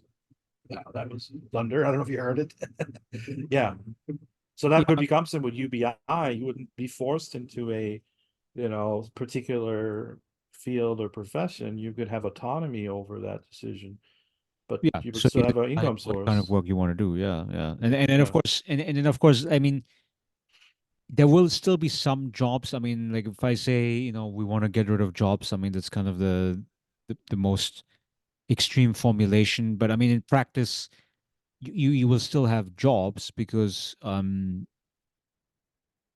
mean, like it takes something like, I mean, trash collection, right? Okay, let's say AI robots are not able to do that, well, uh, you know, then you would still have to pay for these activities. And if you pay enough, there'll be people, who will want to do it. And this is the Carl Wiederquist argument. I Yeah. mean, remember the Yeah. one of the Carl. UBI supporters, who says that, well, if you have these crummy jobs, you know, in a UBI world, if nobody wants to do them, you would have to increase the pay up to the point that somebody's going to be willing to do it. Yeah. Um, and then actually, then it's like, then it becomes fair finally, right? Because right now, I mean, we have many jobs that are very essential to society, and we pay them very low, right? Yeah. Because we relegate these jobs to, like, undocumented immigrants or something like that, right? Yeah. Like basically the most marginalized groups in society. Even Um, construction and agricultural jobs, if we think about it, which are the foundation to our infrastructure, are often undercompensated, they're seen as disposable workers almost. That's a negative side. So UBI could fix that, definitely as a fix. Yeah, yeah, yeah, and I'm you with you make there. you make it Uh, universally accessible. Yeah, for I sure. wanted to go maybe in another direction, if we have time. I was watching Marco Schultz, probably like three TV shows ago, and he had two different politicians. He had one CDU conservative young politician from East Germany, and then he had a Green Party politician. She's youth, part of the youth organization, but they're both politicians, and they were fighting over work and leisure, and the potential for reducing work hours. And they were fighting over it, and it was a real clear left-right split, or I would say left and neoliberal kind of split on what they think about work and leisure and what should be done about it. So if I briefly explain the summary from the Green youth politician, was a kind of view that we put too much emphasis on forcing people to work longer hours, and they don't have a balance between work and family life. There's an imbalance between these two spheres, which makes a lot of work unattractive for young people, is that they are forced and coerced into these really kind of high stress jobs, which nobody wants to do, right? So she actually advocates for working less. We need to learn how to work less. We need to reduce work hours. And the opposite view from the CDU politician, he's like, no, we have to work more because then we have more economic growth. Germany has seen a decline in growth, and we actually have to force people to work more. Otherwise, our economic system can't function, or something like that. We can't be competitive on the international market. So it's kind of two worlds, two competing worlds. I'm not trying to side on one side or the other, but it's interesting. At least there's people debating on this, like, what should be the regular work week? Can we reduce it down? Um, what can the state do, to incentivize this? What can market or even businesses do? Is it feasible or utopian? That's another question people sometimes ask. Is it realistic or is it too utopian? Is it everyone has a right to be lazy? I don't know if you've read that book before. Or yeah, let market forces do their thing, and markets will kind of have a final say in this. Well, I don't know what your take is on that. Yeah, I Uh, mean, so yeah, so the economists, they always have this yeah, um, trade-off between labor and leisure, right? yeah. And within that, you know, framework, I would say, we academics, we are on the extreme leisure end of things. That is to say, the economist idea is that you can have more of the one, and then you're going to sacrifice on the other, right? And everybody has, a different is a different point along that continuum, right? Of Hmm. labor versus leisure. So people who value labor, I mean, ultimately, I mean, people value labor because of the consumer items that they get, right? Yeah. So, I mean, people don't want to make money just to make money. I mean, people make money so they can buy more consumer goods, right? And people that have a higher preference for consumer goods, they are willing to work more and they would sacrifice the free time that would have gone to its leisure. And so the limit that everybody has is basically the amount of like physical, mental energy you have and also the time that you have during the day. So the Protestant work Um, ethic idea, right? yeah, Something like that. but no, I mean, well, there's a continuum, right? Yeah. Okay. There's a continuum where, if you have a very strong preference for for the consumer goods, right, and very low preference for the leisure, then it fits that, the Protestant work ethic, as you mentioned. Hmm. Um, but for us as academics, we're at the opposite end, right? So we prefer leisure mostly, and we're willing to sacrifice income in order to obtain the leisure, right? So clearly, I mean, even if you are, so, but there's some professors who make lots of money, but most of us are kind of at the, kind of lower middle class spectrum. And we're probably okay with that because we prefer leisure. I mean, it's ultimately about the autonomy of time, right? Like, outside of like your office hours and your teaching, like, everything else is protected time effectively, right? So you do whatever you want. And so, when we listen to, that person you mentioned, the Green Party politician, right? Yeah. I Um, I'll try to remember her name, but yeah, it came about three it, TV shows. Go ahead. it will be very appealing to us if we listen to that vision of Mm, working less and having more leisure time and not chasing economic growth numbers. And also considering the fact that, I mean, literally we are frying our planet. I mean, I think that's the ultimate Green Party argument. I'm guessing, right? mm, That, like, I mean, if we keep doing what we're doing, I mean, where we are attempting to gain more of these consumer products, which is what the CDU politician wants to do, right? I mean, he wants to increase yeah, the amount of increase consumer products that are in economic circulation. growth. Yeah, wants to kind of revise this economic miracle that that emerged in the 1950s. Car production, import master. I don't know what they call it. Import, uh, producing a lot more economic output. Yeah. So if you have more consumer products in circulation, um, you know, it is going to increase the carbon footprint. Mhm.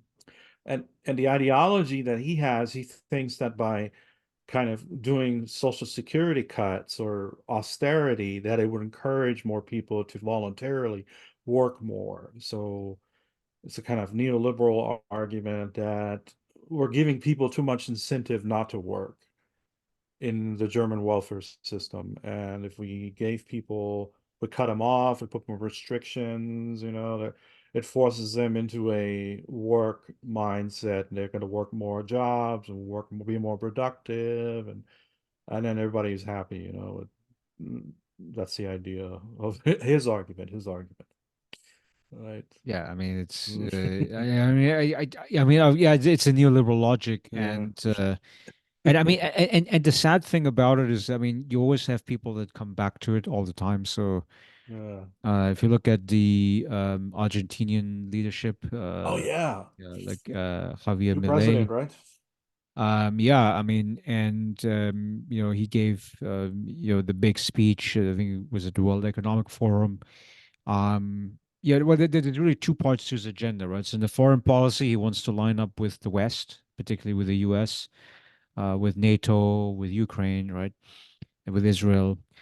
And then in a domestic policy, I mean, he goes really hardcore neoliberal. I mean, like he's cutting pensions left and right. I mean, he's cutting Yeah. civil service salaries. He's cutting civil service jobs. He's doing massive austerity. I mean, he wants to do dollarization, right? Introduce the U.S. dollar into the Argentinian currency economy. Yeah. And it's a massive shock therapy. Yeah. And and we don't know, like, how, like, resilient his political coalition is going to be, right? I mean, if he over the short term drives the society down the toilet, Yeah. then Race to there's the going to be bottom, a new massive, race to the bottom. yeah, there's going to be massive pushback, right? Yeah. But Yeah. then there's other people who say, well, look at what Pinochet did when he was a dictator in the 70s. Yeah. Military. And Chile, I mean, it is true that in terms of the Human Development Index, they're at the top in Latin America. Um, and Argentina, I mean, was doing quite well for a time too, but then you had this kind of import substitution ideology. You had the Peronism, right? Pluralism, yeah. And a kind of more left wing orientation. And for Millet, this was the absolute root cause of evil. Um, but then, I mean, but then he's driving it, the car in the opposite direction, right? He's going now all the way to its neoliberalism. He's Yeah. going all the way to its these free markets that are. Doesn't he call himself libertarian anarchist or something? I can't remember the word he used. Libertarian kind of, you know, Yeah, I he's a mean, real he libertarian like he view likes that, Hayek. He likes yeah, Friedman. Friedman. And and the problem, I mean, if you drive down this narrow road of ideology, right, where you're saying that I'm willing to sacrifice the lives of and the livelihoods of many people in my country in order so that I can obtain um the so-called goods that are produced in that neoliberal system. Um, I think it's absolutely irresponsible, Hmm. especially for a political leader to be so doggedly Yeah. committed to it. Like, Fundamentalistic. Yeah. yeah, Market being fundamentalist. like, I mean, say in what ways is it better than, let's say, Islamic fundamentalism, or Hmm. communism or fascism, right? I mean, Yeah, yeah, yeah. it's like, I mean, if you're pursuing a particular ideological framework where you're willing to sacrifice livelihoods of people, I think it's, I mean, yeah, it's always going to be problematic. Yeah. Um, Lots of risks. Yeah. yeah, Unintended consequence. yeah, and plus, I mean, so the neoliberal logic, I mean, it's like, well, how far extensible is that into the present, right? Mhm. I mean, even like if you go back to the CDU politician, if you're saying, well, we can go back to the 1950s. Yeah. Economic Um, miracle. Yeah. yeah, I mean, can you really? I mean, it's like, because the thing is, I mean, the 1950s was preceded by World War II. Yeah. I mean, and World War II, I mean, so after World War One, I mean, Germany was defeated, but it was not occupied, right? So they still Yeah. kept big parts of the country. And after World War II, they were completely defeated. So actually, that country was then split up, and it was occupied by the Allied countries. And and in that context, when they were recovering from the destruction, that was associated with the economic miracle. Hmm. And today, I mean, I just don't see the factors that would speak in favor of it. Hmm. I think that also in terms of energy policy, I think that there are significant disadvantages in Germany at this point. Yeah. They are trying to move towards the green energy transition, but I mean, the truth of the matter is that you still need some amount of like gas and some fossil fuels to run that economic regime. Yeah. Um, Energy intensive industries. Yeah, definitely. Very intensive. So yeah, that's and those part of it. industries, I mean, they are starting to leave Germany, right? Um, so it's a very difficult plight that country finds itself in, and I mean the neoliberal solutions, um, they're never real solutions. I mean, if you go back to the Polanyian argument, which I think is Yeah. very well historically grounded, Hmm. that if you do market forces, it's going to be socially destabilizing. So, I mean, just in order to stabilize the markets, stabilize society, you need to have the double movement. I mean, you need to have social policy, you need to have some social investments that are being undertaken so that the Yeah. population can survive and they can actually support the functioning of the capitalist economy. Some Uh, kind of social safety net and state investment or state attempts to limit market forces, I guess. Would that be fair? yeah, Polanyi that, kind that of that's right. That's right. Yeah, yeah. But Keynesian. Yeah. but again, like this Keynesian framework, I mean, how sustainable is that, right? Because I Mm, mean, the Keynesian framework is still built upon the premise that the economy will grow endlessly and that mm, that ecology can be exploited ruthlessly. mm. Um, Yeah. and, There's and- limitations. yeah, I mean, it's an unrealistic assumption at this point. And that's why I mean we are kind of stuck there. Hmm. Yeah, the other point that I brought up was about declining health. So the physical, emotional well-being, I would say, of the population is kind of declining. I was listening to this podcast with Jonathan Haidt. He's a social psychologist, and one of the things that we can document is that the teenage girls' emotional well-being has declined substantially.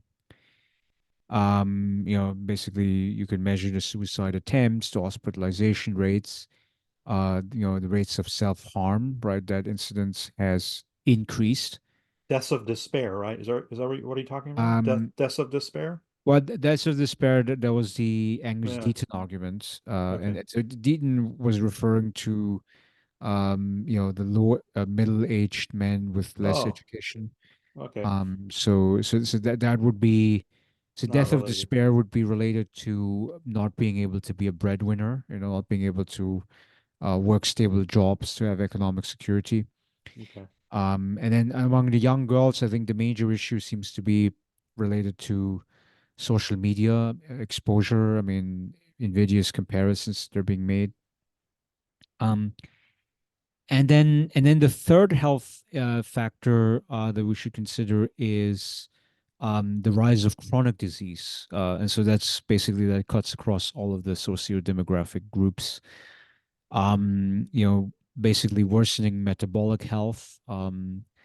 Metabolic syndrome, I mean, it is a very technical definition among, the medical community. So, if you have, high waist circumference, right? So obesity, you have high blood pressure, you have, Diabetes. Yeah. yeah, diabetes, elevated lipids, right? Insulin resistance, and yeah, and very high levels of the cholesterol. So, and and then it's interestingly, I mean, it is linked with a bunch of other, you know, um, indicators of poor health. I mean, so among women, I mean, polycystic ovary syndrome has become more common, right? Various kinds of cancers, then arthritis and Mm. tendonitis, diverticulitis, Crohn's disease, right? So there's different kinds of. I mean, there's all different names, but the underlying biological basis at the cellular level, it is linked to metabolic syndrome, and it is linked to inflammation, right? So high levels of inflammation within the cells, within the mitochondria. So the mitochondria is basically the part of the cell that basically, I think makes your cells work properly, Mm. right? Proper cell functioning, transporting things across the cells, across the body. And well, at this point, I mean, you know, for many people who have poor metabolic health, the mitochondria unfortunately are non not functioning very well. So you cannot do cell repair, right? You cannot restore the cell to its full status.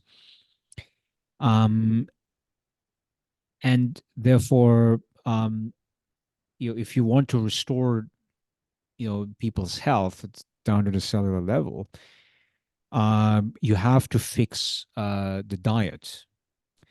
And so I think this is, but actually, I mean, for me, the topic of health and metabolic health, I mean, this is one of the areas where I am optimistic about. And Yeah. it's not because the indicators are trending positive. Actually, it's continuing to trend negative. So Uh, medical sociology kind of related. Yeah. yeah, I mean, and I'm very optimistic about the health component, unlike the other things we talked about, Yeah. because we have the knowledge, right? I mean, well, I mean, by we, I mean, of course, the people who looked at and studied this issue somewhat. I mean, of course, for the general public, I mean, the metabolic health is getting worse. We're seeing that. Um,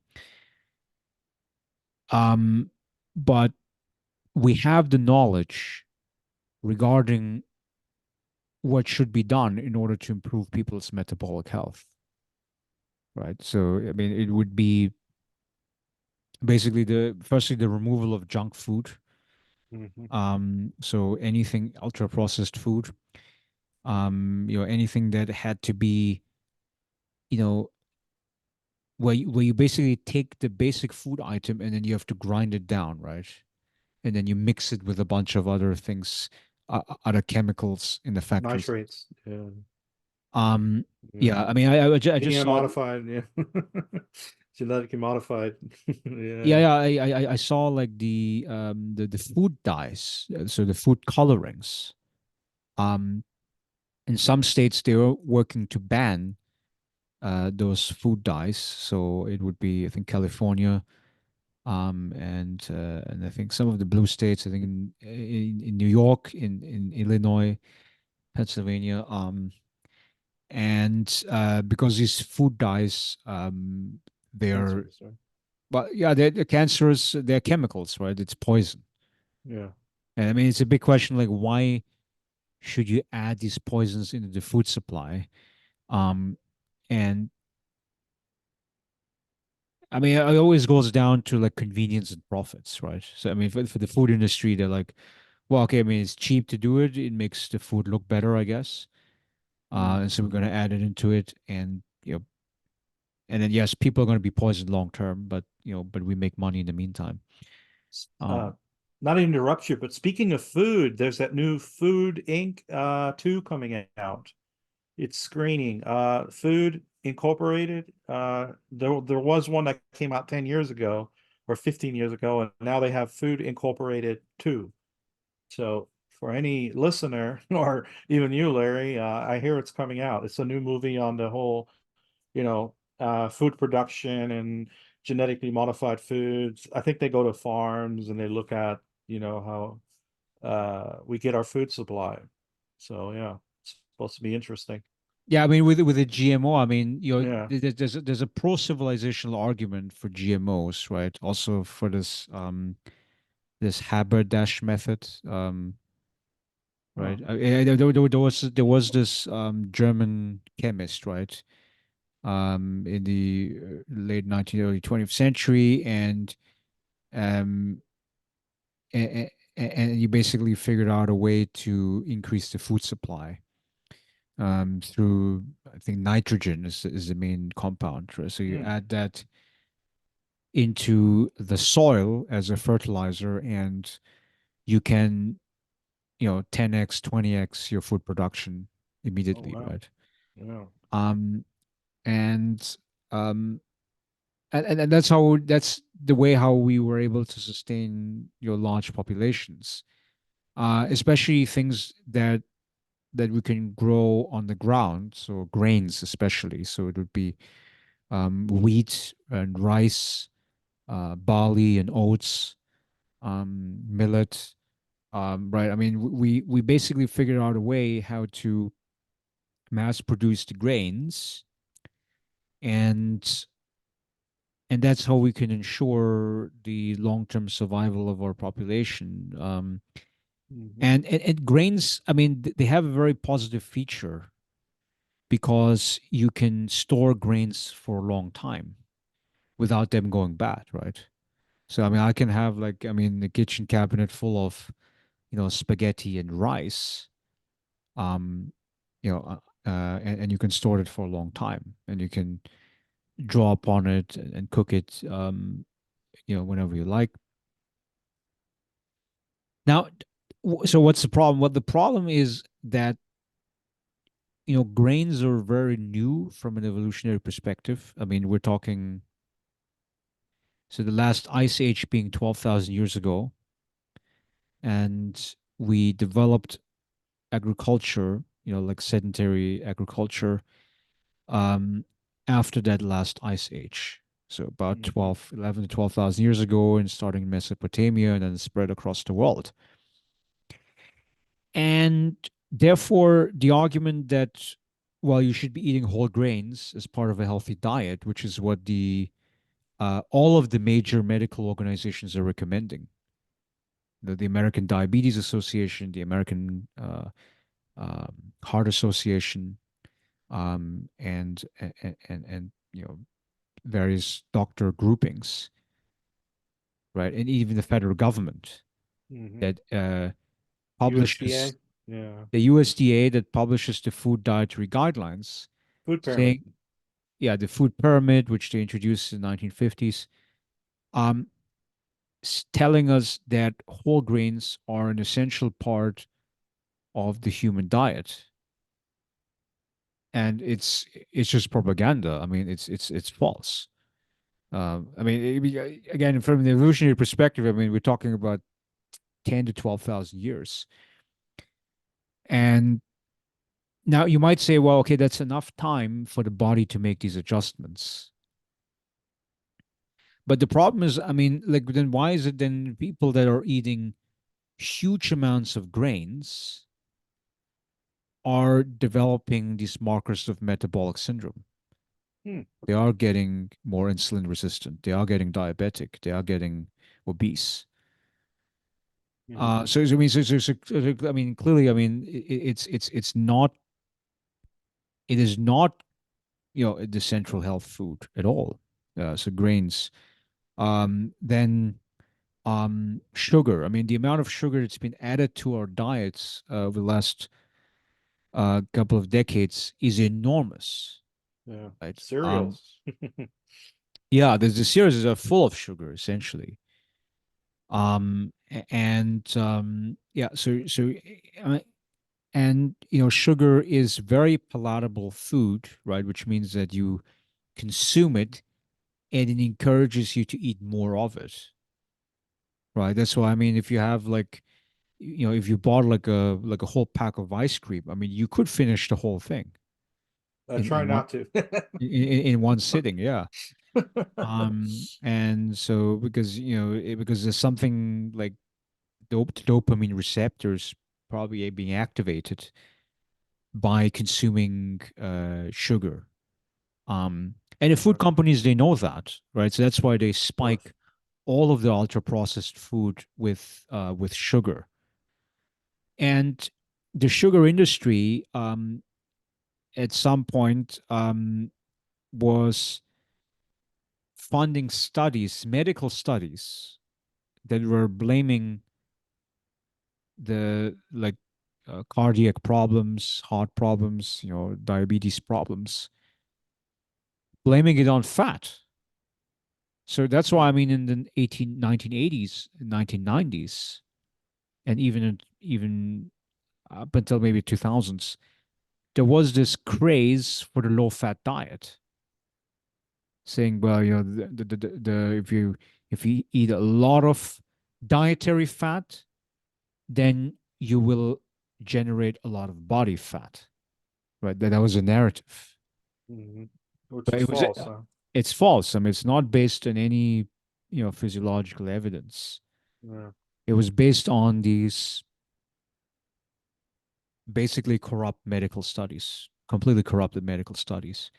I mean, if I was a food health researcher, right, and you are from this food company and you are paying me money to publish a study, and then you're also saying to me, well, if you find this result, right, I'll that pay you more. favors my industry, then publish it. If you find a result that opposes my industry, then you must not publish it. Yeah. I It sort mean, of gets at the heart of creating this monopoly of truth. And you buy knowledge, you buy the airways, you buy manufacture consent, I guess you can put it that way. Manufacture certain stories. Same thing with the tobacco industry, think about it. yeah, All they the did absolutely the same thing. advertisements and things like that. Yeah, Yeah. where they have, like, if you watch the 1950s commercials, right? Yeah. the Kids the were the, smoking. the doc, even your doctor's smoking the Camel cigarettes, right? I was like, Crazy, yeah. um, Propaganda 101, yeah. Propaganda 101, definitely. yeah, yeah. And yeah, so sugar is absolutely the problem, the grains, and then the third ingredient is the seed oils. And there's a really, so like there'd be canola, sunflower, safflower, soybean oils. And there's a very terrible backstory with the seed oils. Because so they were introduced in the early parts of the 20th century, Right. and they were basically reworking lubricant oils. So you had lubricant oils that were pressed from the seeds. Mm, Um, and what is a lubricant oil? I mean, right? So you put it on engines, right? mm, To that's what lubricant oil does, right? yeah. And then these companies were like, okay, can we reformulate these lubricant oils into cooking oils? Mm, And so then they experimented with the chemical process, which is called hydrogenation. yeah. So basically, I think it's basically like reacting with like hydrogen or something like that. I don't know, Is but that sorry, is that how they made Crisco oil? I can yeah, kind of that remember. well, that's how they made the Crisco oil. That's right. Yeah, Okay, okay, okay. like shortening, Yeah, and then yeah, later yeah. on they figured out how to do margarine. Yeah. Okay. Um, yeah, and Crisco, Mazola, right? I mean, these companies that created a shelf stable meaning Hmm. non-rancid uh, cooking oil. Hmm.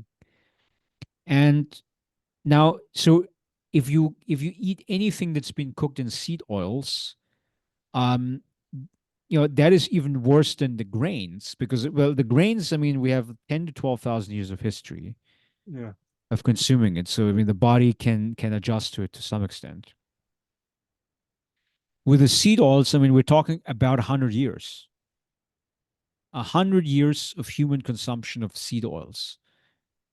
And so, from an evolutionary perspective, I mean, it's absolute madness Yeah.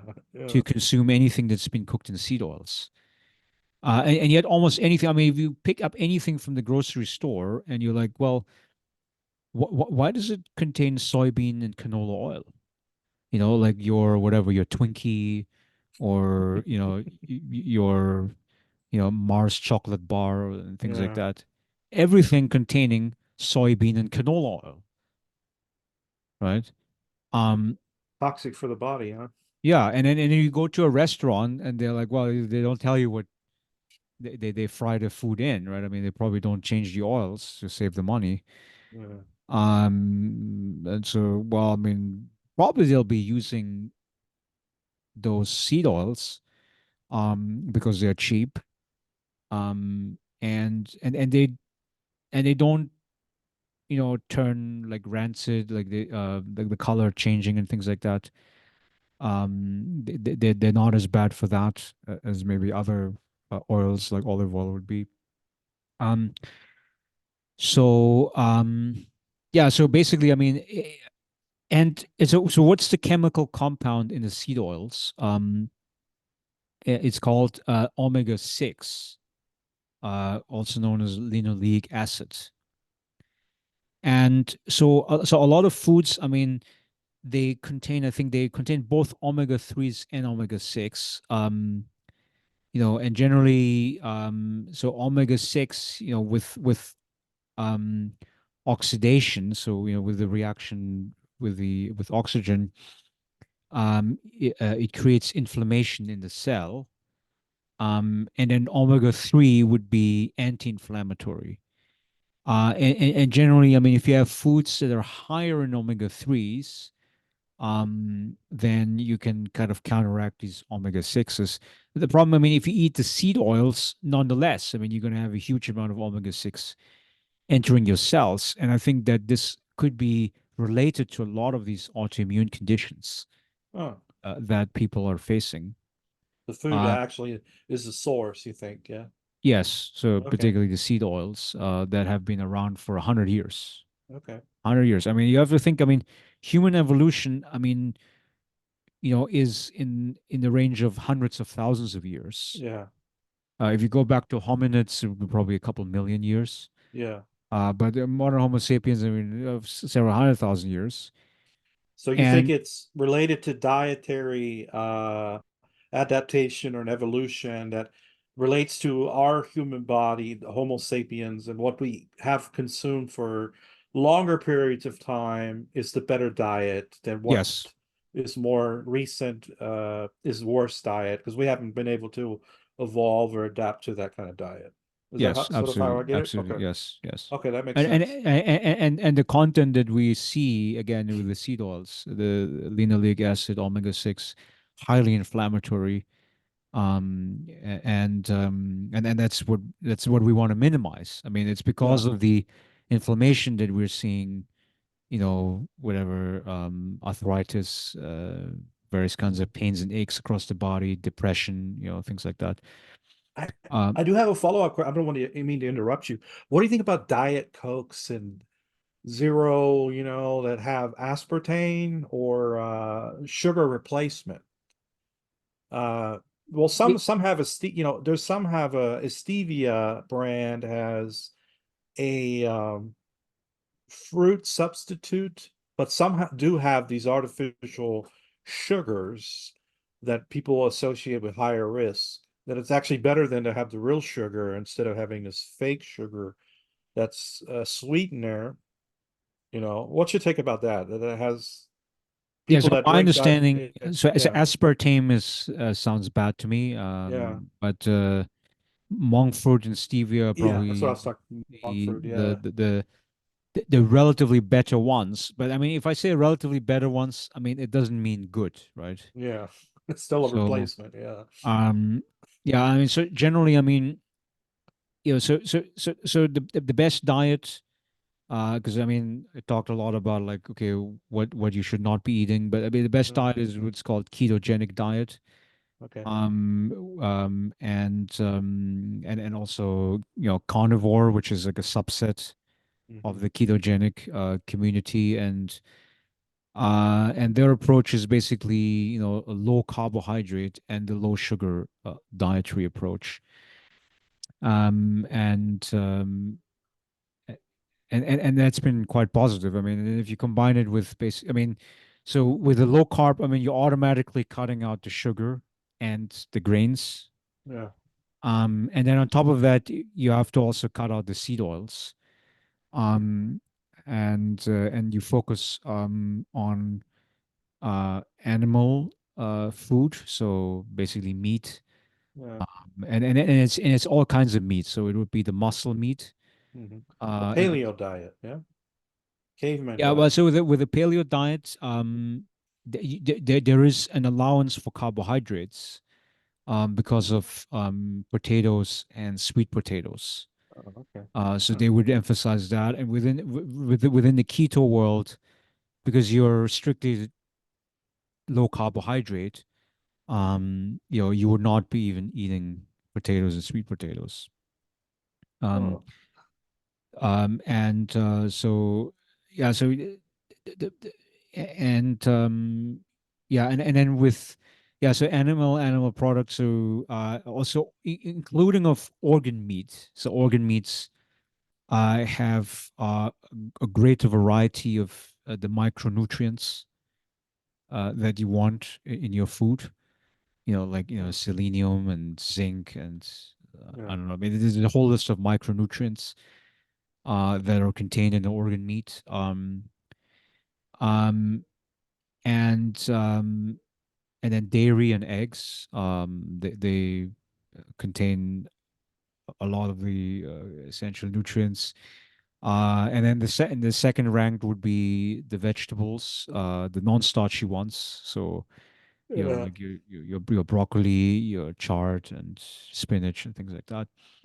Um, the carnivore diet. I mean, they don't like many of the vegetables.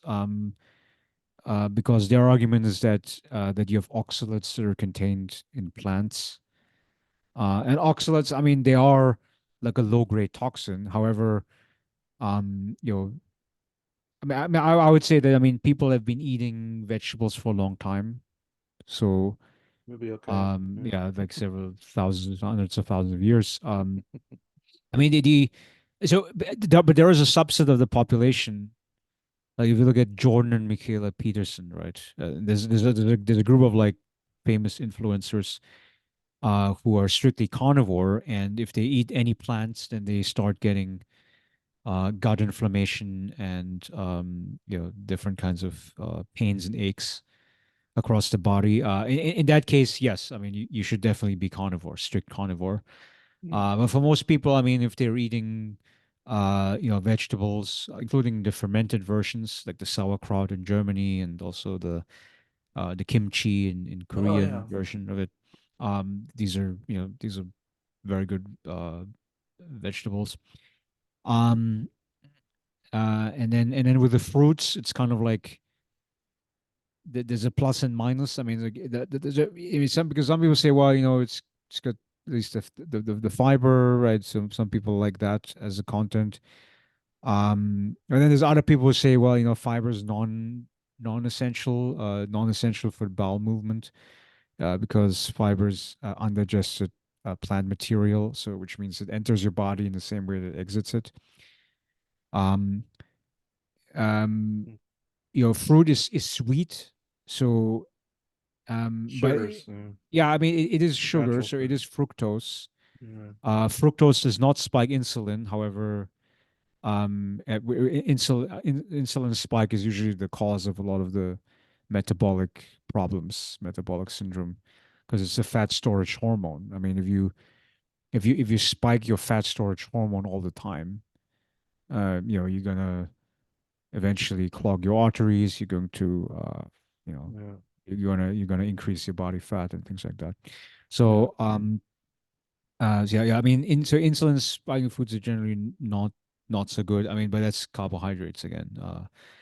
And the interesting thing, I mean, if you feed your body high amounts of fat and protein, especially from animal products, then you reach a very high level of satiety, which means that you don't have to eat as often.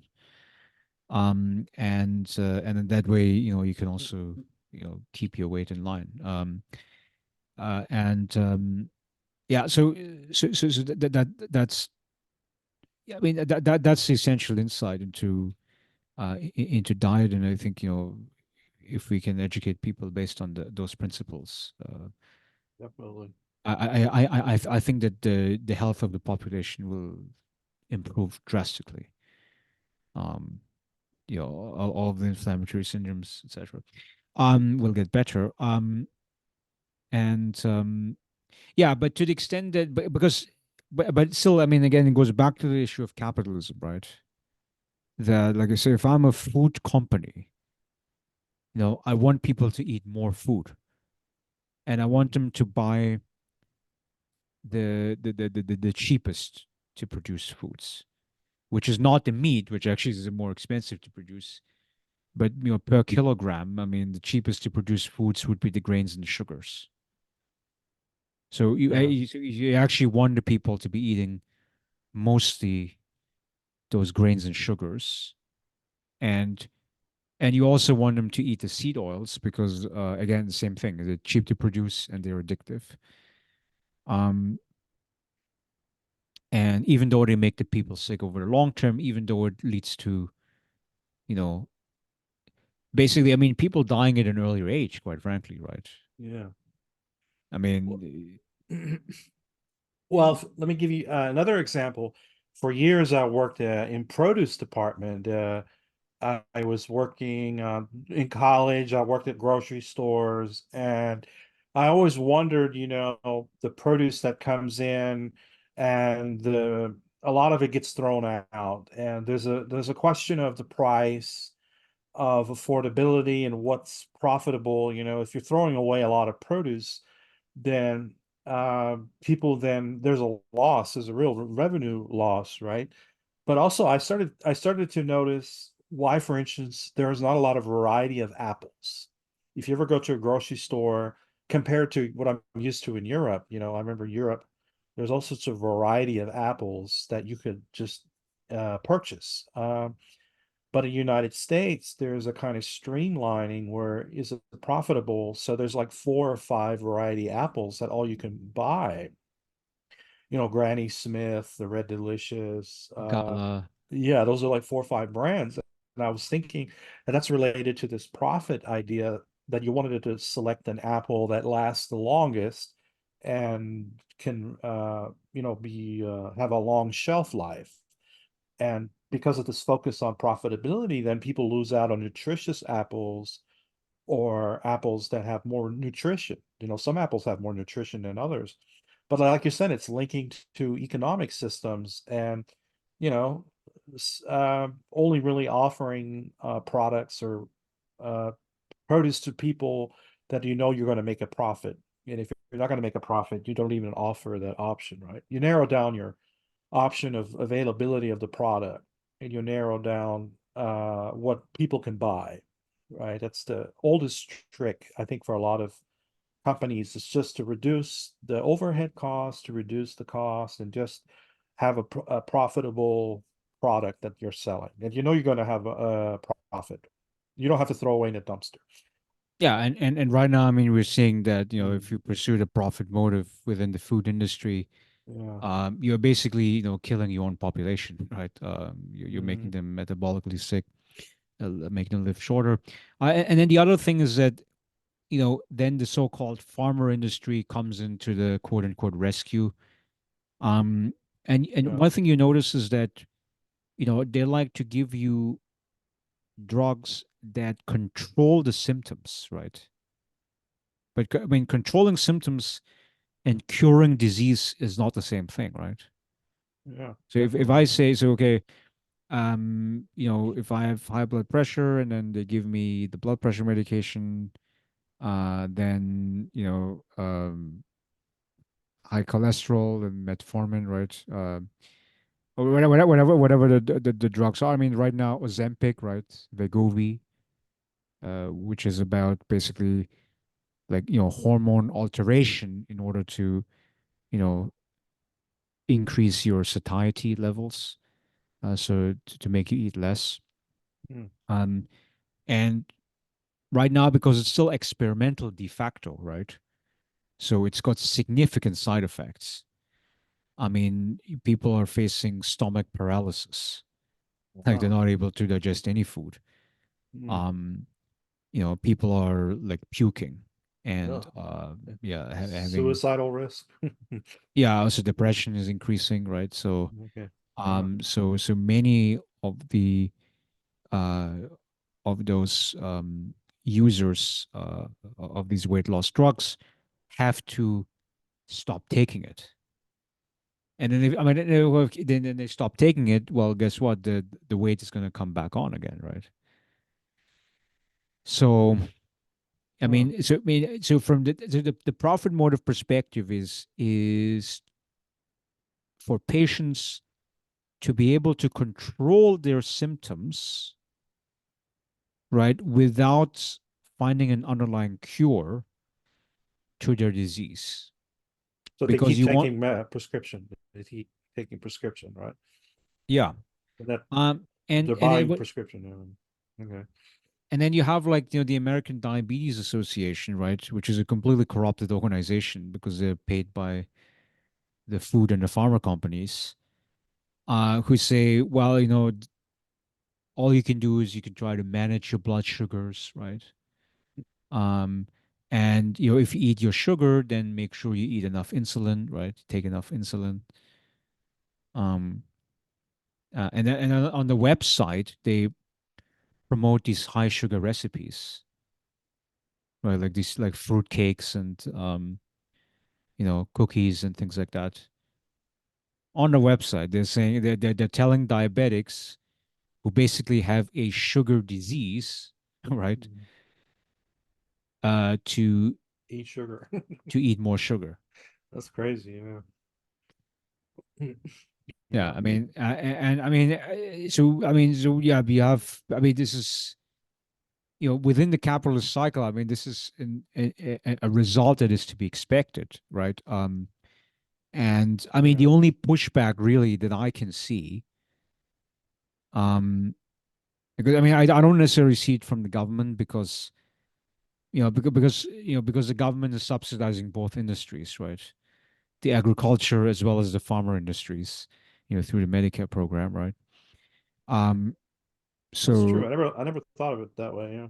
Yeah, so directly. I Yeah. think it's basically population education, Mhm.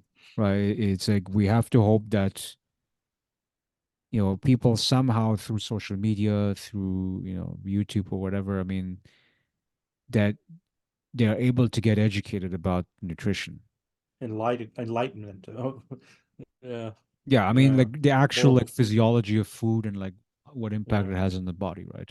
yeah. And Point taken. Yeah, really good argument. Yeah. yeah, because otherwise, yeah, I mean, it's like, we're self-destructing the population, right? And okay, so then just very quickly, the social skills. Oh yeah, the last one. There's two more. I mean, Okay.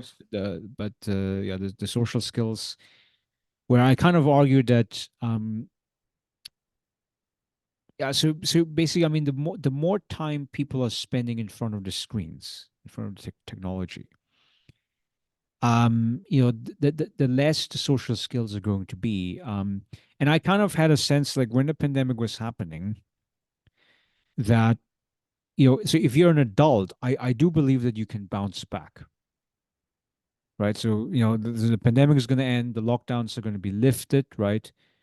And people are going to go back to work, they're going to go back to, the social activities that they used to do, right?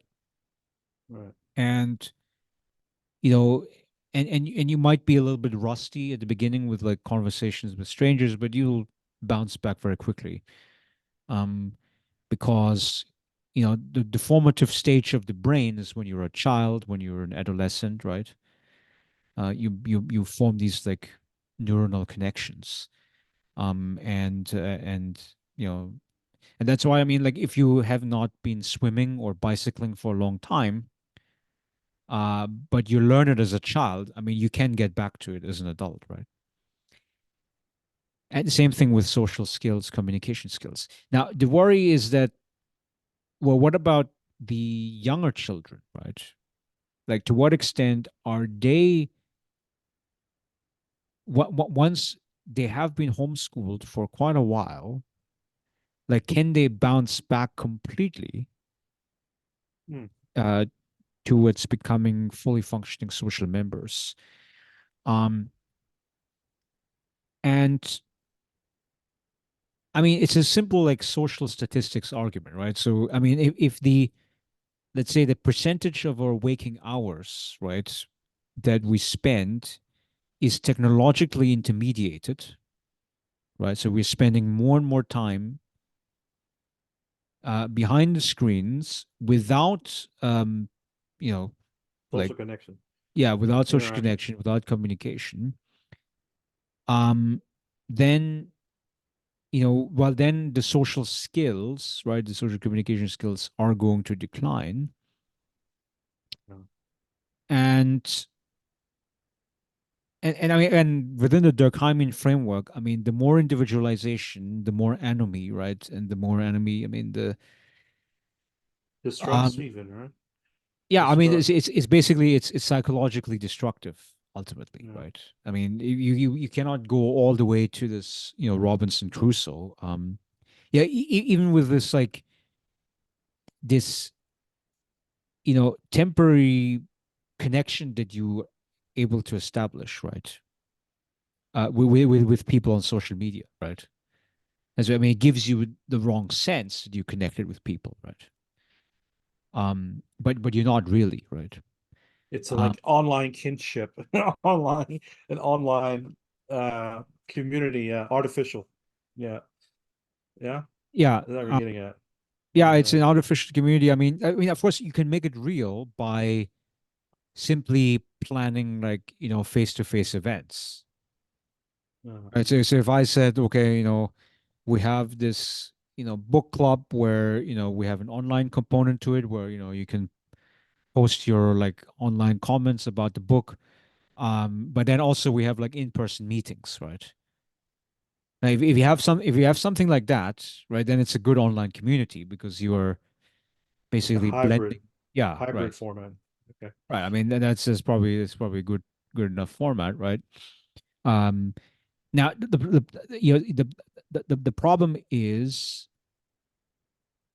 that that's a lot of kids that don't do this kind of thing, right? So um and if they're spending way too much time just on the screens, and there is a lack of interest in engaging in person, um, that is ultimately going to be self-destructive.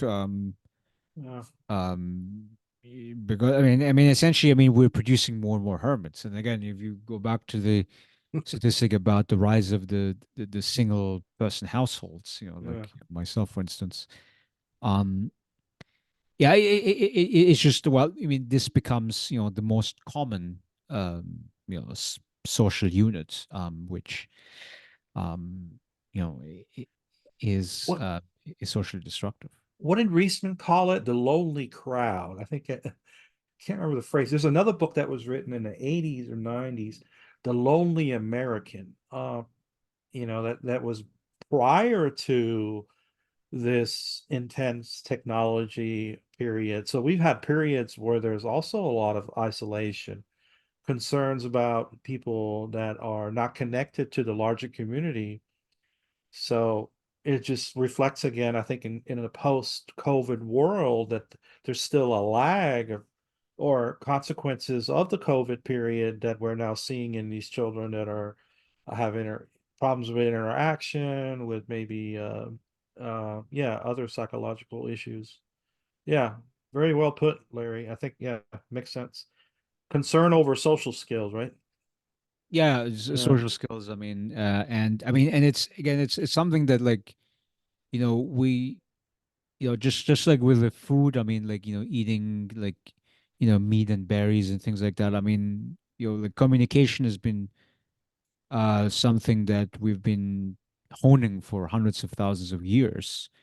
yeah, Um, I mean, you have to consider. I mean, like, our earliest ancestors. I mean, they probably were just doing grunts, as a way of communication. yeah, But then over time, I mean, because the thing that does distinguish us from the animal kingdom is the vocal cord, right? So we actually are yeah, able to produce sound that and then with that, like, we connect symbols and language with it, right?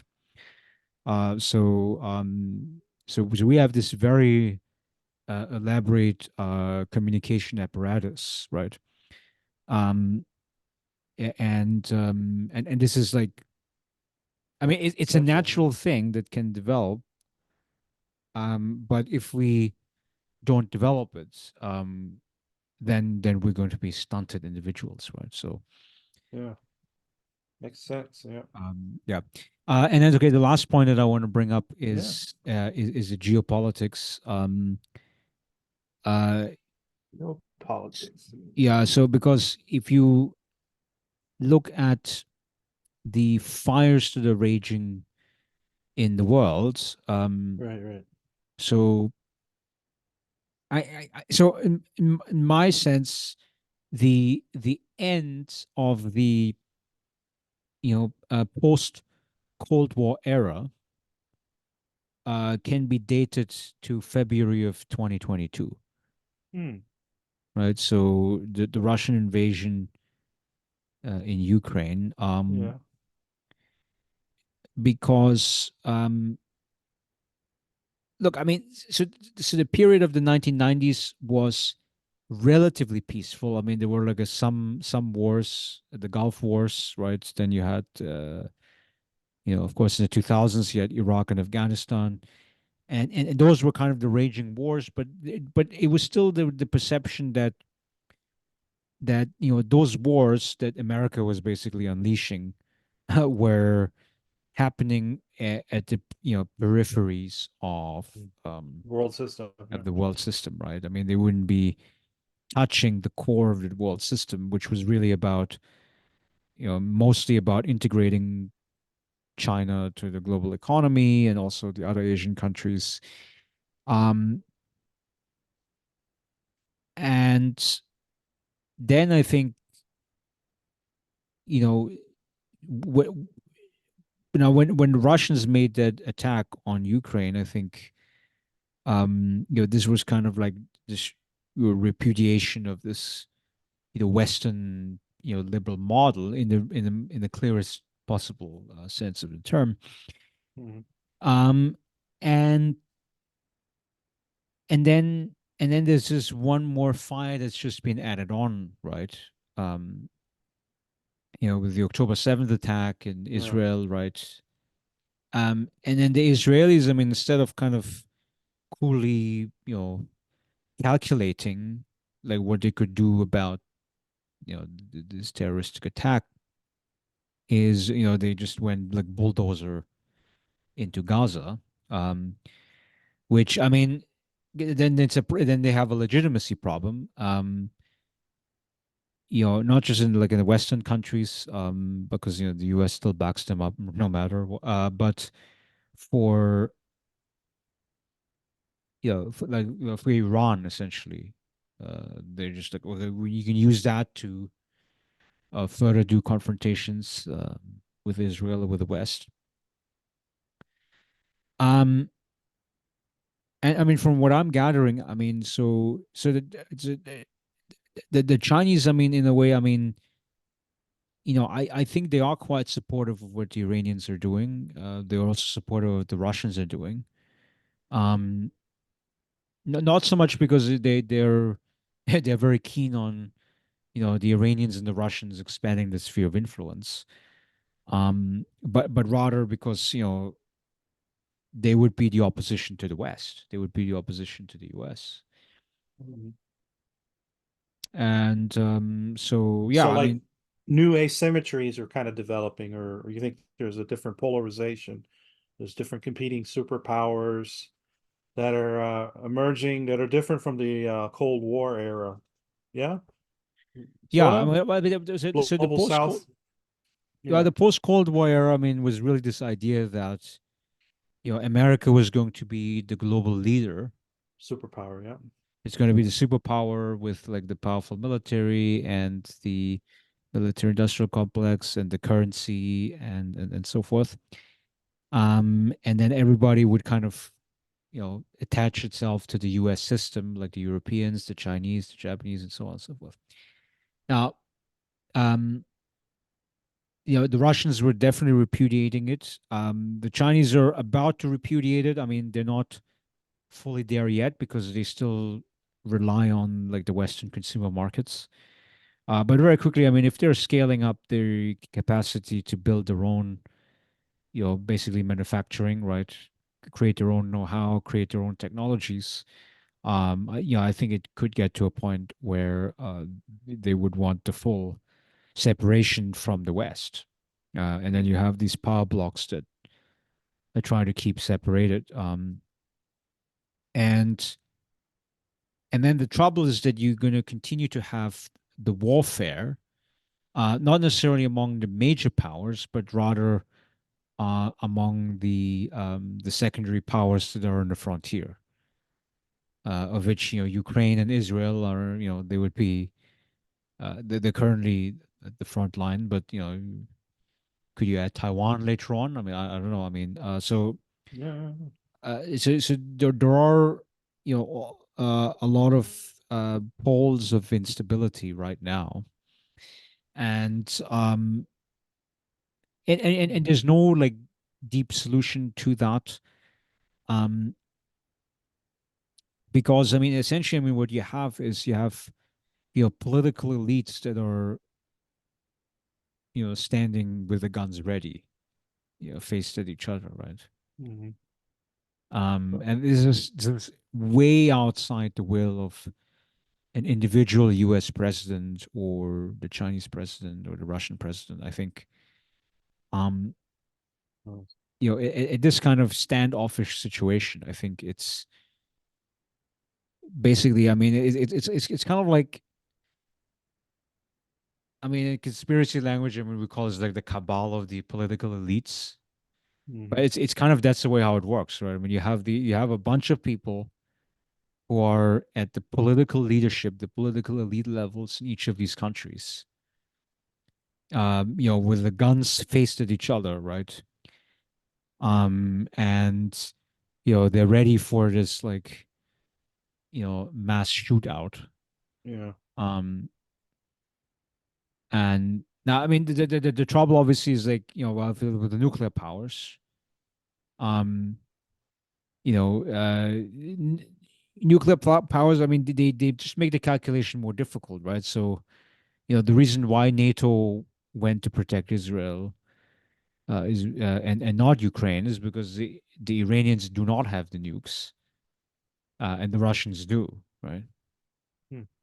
Now the Israelis have the nukes, but that's actually one of the other reasons that the West wants to protect Israel, because they don't want Israel to feel provoked enough to use the nukes.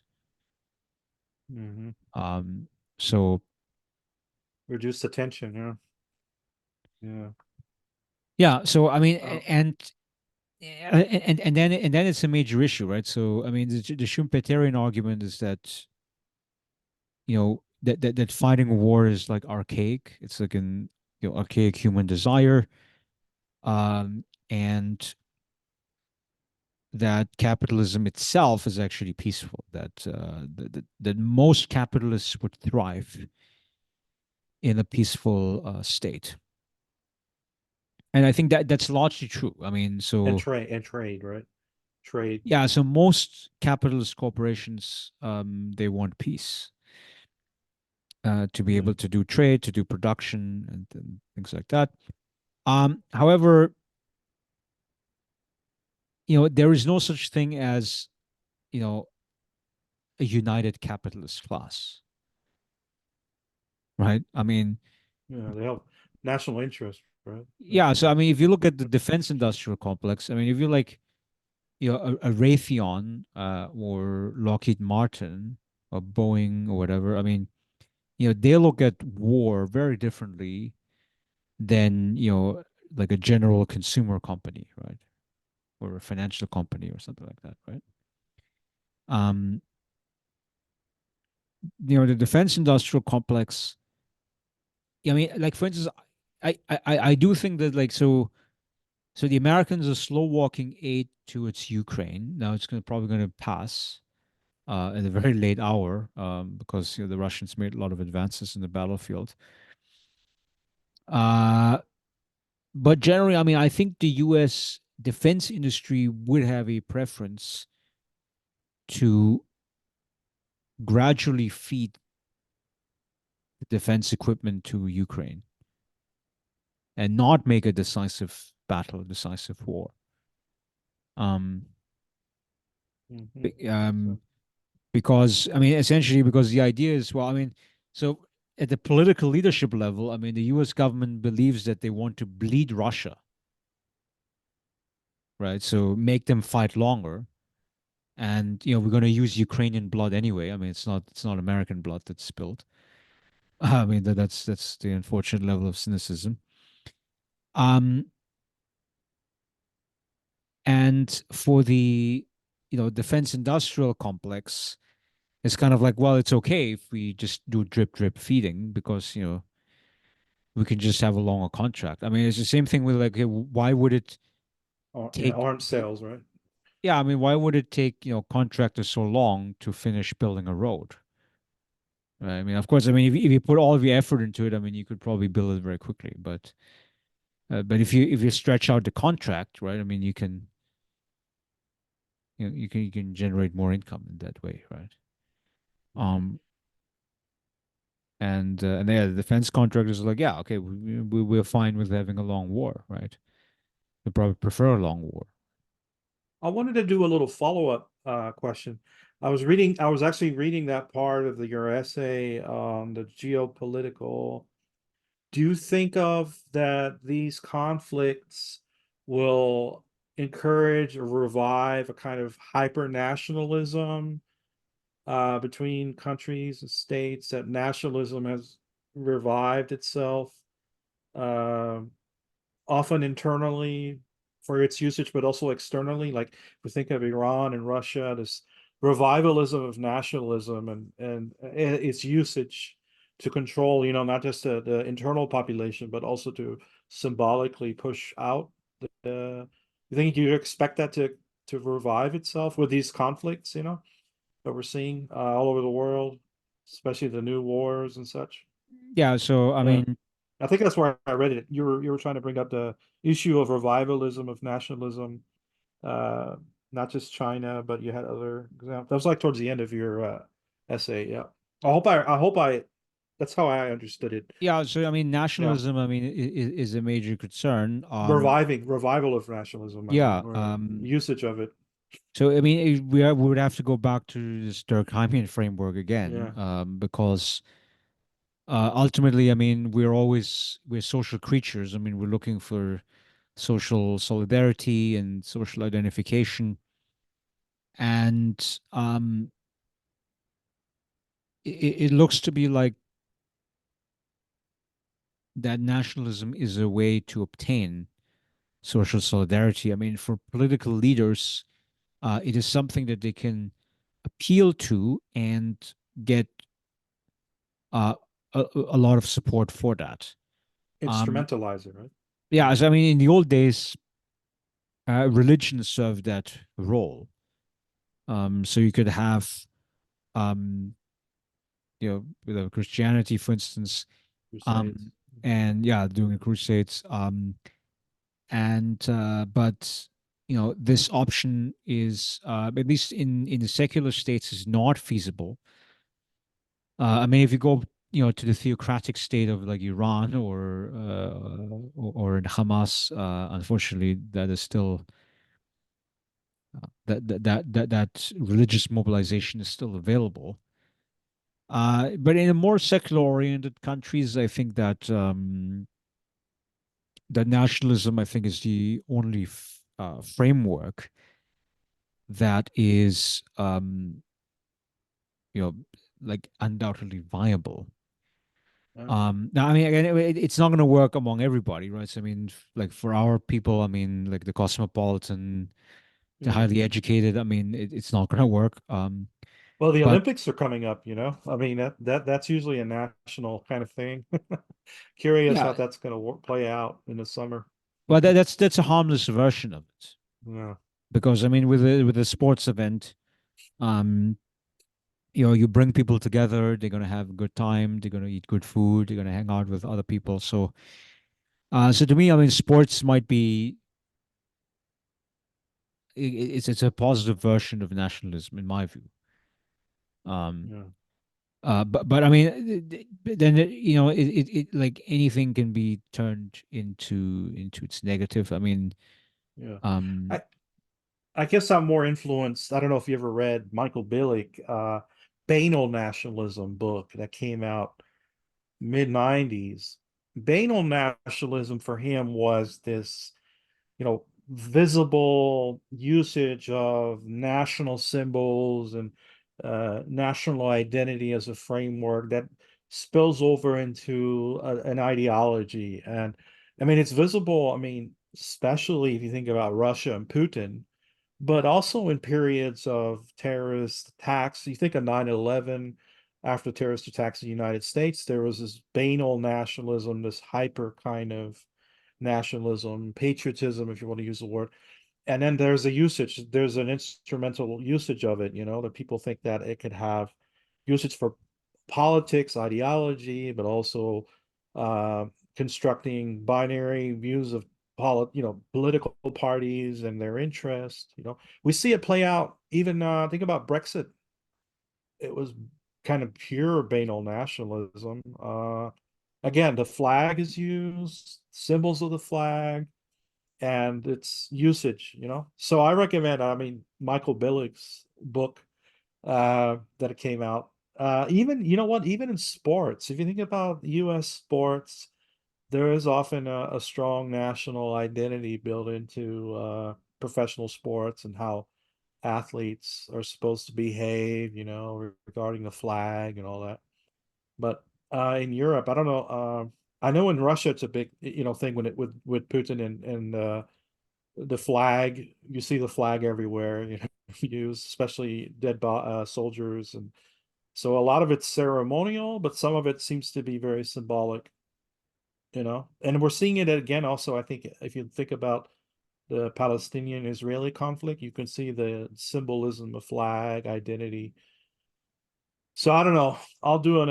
I'll keep watching the news and see if I can identify that in the next few months.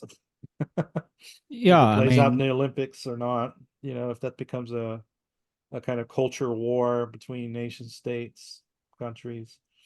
yeah, but I mean, Yeah. but it's a friendly version of it, right? So Yeah, if you soft. have Yeah. it in sports, like if my country, loses a sports competition against your country, I'm going to be a little bit sad, a little bit upset, but it's not going to, but it doesn't mean that, like, I want your country to be invaded and destroyed, right? I mean, that doesn't go to that, crazy extent. So Right. that's why I think sports is, one of these, good forms of competition, Yeah. right?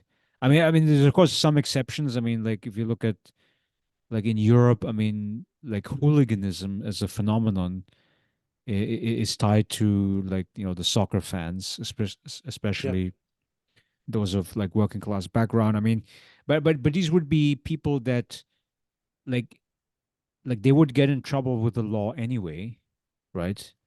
They were just looking for an outlet Yeah. in which this was to happen. So in this case, it would be like, I don't know, beating up, the people that wear the shirts of the opposing team, right? And these are people that have, they obviously have like certain mental health issues, and they're, they have been in trouble with the law for other reasons too. And then they just happen to join the hooligan tribe. Yeah. Um, but in most cases, I mean, when we're talking about like sports mobilization, right, Olympics, for me, this is actually like the most positive version of nationalism that you could think of, Mhm. right? Because I mean, because you satisfy this like tribal affiliation, right? Yeah. This desire for tribal identity, um, this desire for like competition, right? Yeah. Winning something, and also the intense emotion that you feel when you lose something, um, without necessarily losing anything for real, right? I mean, like if I was fighting a war, I mean, if you drafted to fight either on the Russian or on the Ukrainian side, um, yeah, I mean the stakes are very high. I mean, you could be killed. Yeah. Definitely. And that's the worst kind of nationalism. This is nationalism that you don't Yeah. want to be engaged in. Like a real life. Yeah. Consequence. Yeah. Yeah, but I, for I, I guess sports my events, like, concern is only like the weaponization of national identity or national flag, that's heavily weaponized and has consequences for, ethnic minority groups, or think of tensions in what is the former Yugoslavia. These break countries are still fighting. Croatia, Serbia, they have distinct ethnic identities, but they still have national identities. That's where we get a lot of this populism in Europe, the French populist, and you have the Swiss nativists, you have German AFD, So yeah, there's a real instrumental use of I guess national discourse, national identity. Um, Surprisingly, even when I was watching this podcast from the Bavarian minister, Markus Söder, is kind of reviving a Bavarian identity, which is, southern Germany, the largest state in Germany, usage of the flag of Bavaria. So it's a kind of mobilization based on the symbol itself, and making use of it, like, we're Bavaria, we are the biggest state.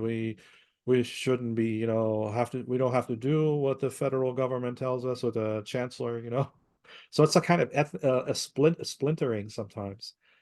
But that's just one example. There are probably others. But I went off too long. So I don't know if we're going to conclude this now, or anything um, else you wanted to add. yeah, I mean, I'm this, curious about Austria. Let me ask you about Austria. is that a this revivalism sometimes of national identity of Austria? Is that ever come into play in Austrian politics? You know, the whole Austrian national identity and the usage of it between conservative parties and the populist and the social democratic party. Do they Yeah, I mean, have, so I say for a short time, I mean, we had this electoral realignment yeah, through a guy named Sebastian Kurz. He was yeah, the former prime minister of the Conservative Party, and for the Austrian People's Party, the Conservative Party, I mean, he's been enormously successful, because the party used to have about 24% of the vote, and they went up to, I think, 37% eventually. And now they've lost all of that support, so they're oh, down to, I think, about 20%. And the electoral success came from adopting the rhetoric of the right wing, effectively. oh, So oh, okay, nationalistic rhetoric. I mean, the belief that nativist, that a lot of immigrants are unwilling to integrate into society, and this is a much more acute concern over in Austria than it is over here in the U.S. because I think the U.S. is more accepting of this like melting pot idea where we really don't care where you came from, what skin color you have, what name you have, but it's you're now part of America. Welcome to it. Um, and and then if you were like nativist slash racist, you would have to kind of say it in a guarded way, meaning like like I'm against illegal immigration or something like that, right? So like a you have coverted, like yeah, a I mean covert. yeah, there's a much more covert way of talking about it. The Mhm. In Austria, however, it's different because because they have a very strong sense of what an indigenous Austrian is, right? Like the certain like your skin color, your name and your cultural affiliation, your religion, and all these things. And dialect is important. Maybe perhaps a dialect might be also be a factor, and so they Is have that a where Germans get in trouble? I guess the Deutsche, that come down and they don't speak the Vienna dialect or the Austrian dialect. yeah, yeah. Well, I mean, Bavarians can get away with it, maybe. I don't know, but usually you can stand out if you're northern German and you try to visit Austria. They might be able to tell your dialect is an Austrian dialect. yeah, That there definitely happens. is a distinction, and even within Austria, right? I mean, Yeah, like I'd have a very hard time getting like Tyrolean or like yeah, like Vorarlberg, right? They're what you might call like the mountain Germanic speakers, right? yeah. It's very different. I mean, it's same like Swiss Swiss. German. I mean, I remember I had this one Swiss German friend in Uh, Oxford, and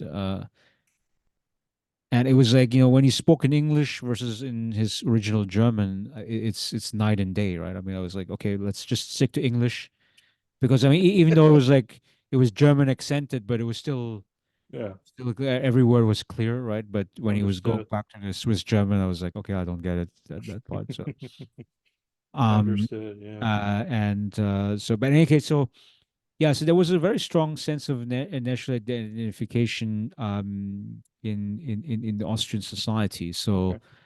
um and it kind of works because also if you look at the foreign-born figures, the Austrians are at least as diverse. They're probably even slightly more diverse now in terms of the foreign-born population than in North America.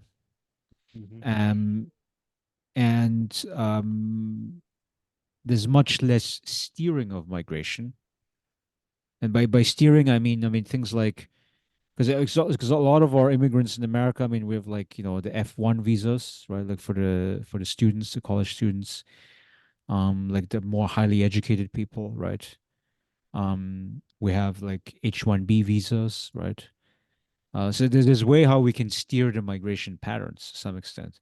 Not the ones that are coming through the southern border now. That's different, but actually, like what we in America call like the southern border issue. I mean, the Austrians have been having that for many years now. I mean, it's essentially, I would say it really started in the 1990s, after the collapse of Yugoslavia, Uh-huh. because you had like the Bosnians, you had the Croatians, the Serbians. I mean, basically all the people who were trying to escape war at home.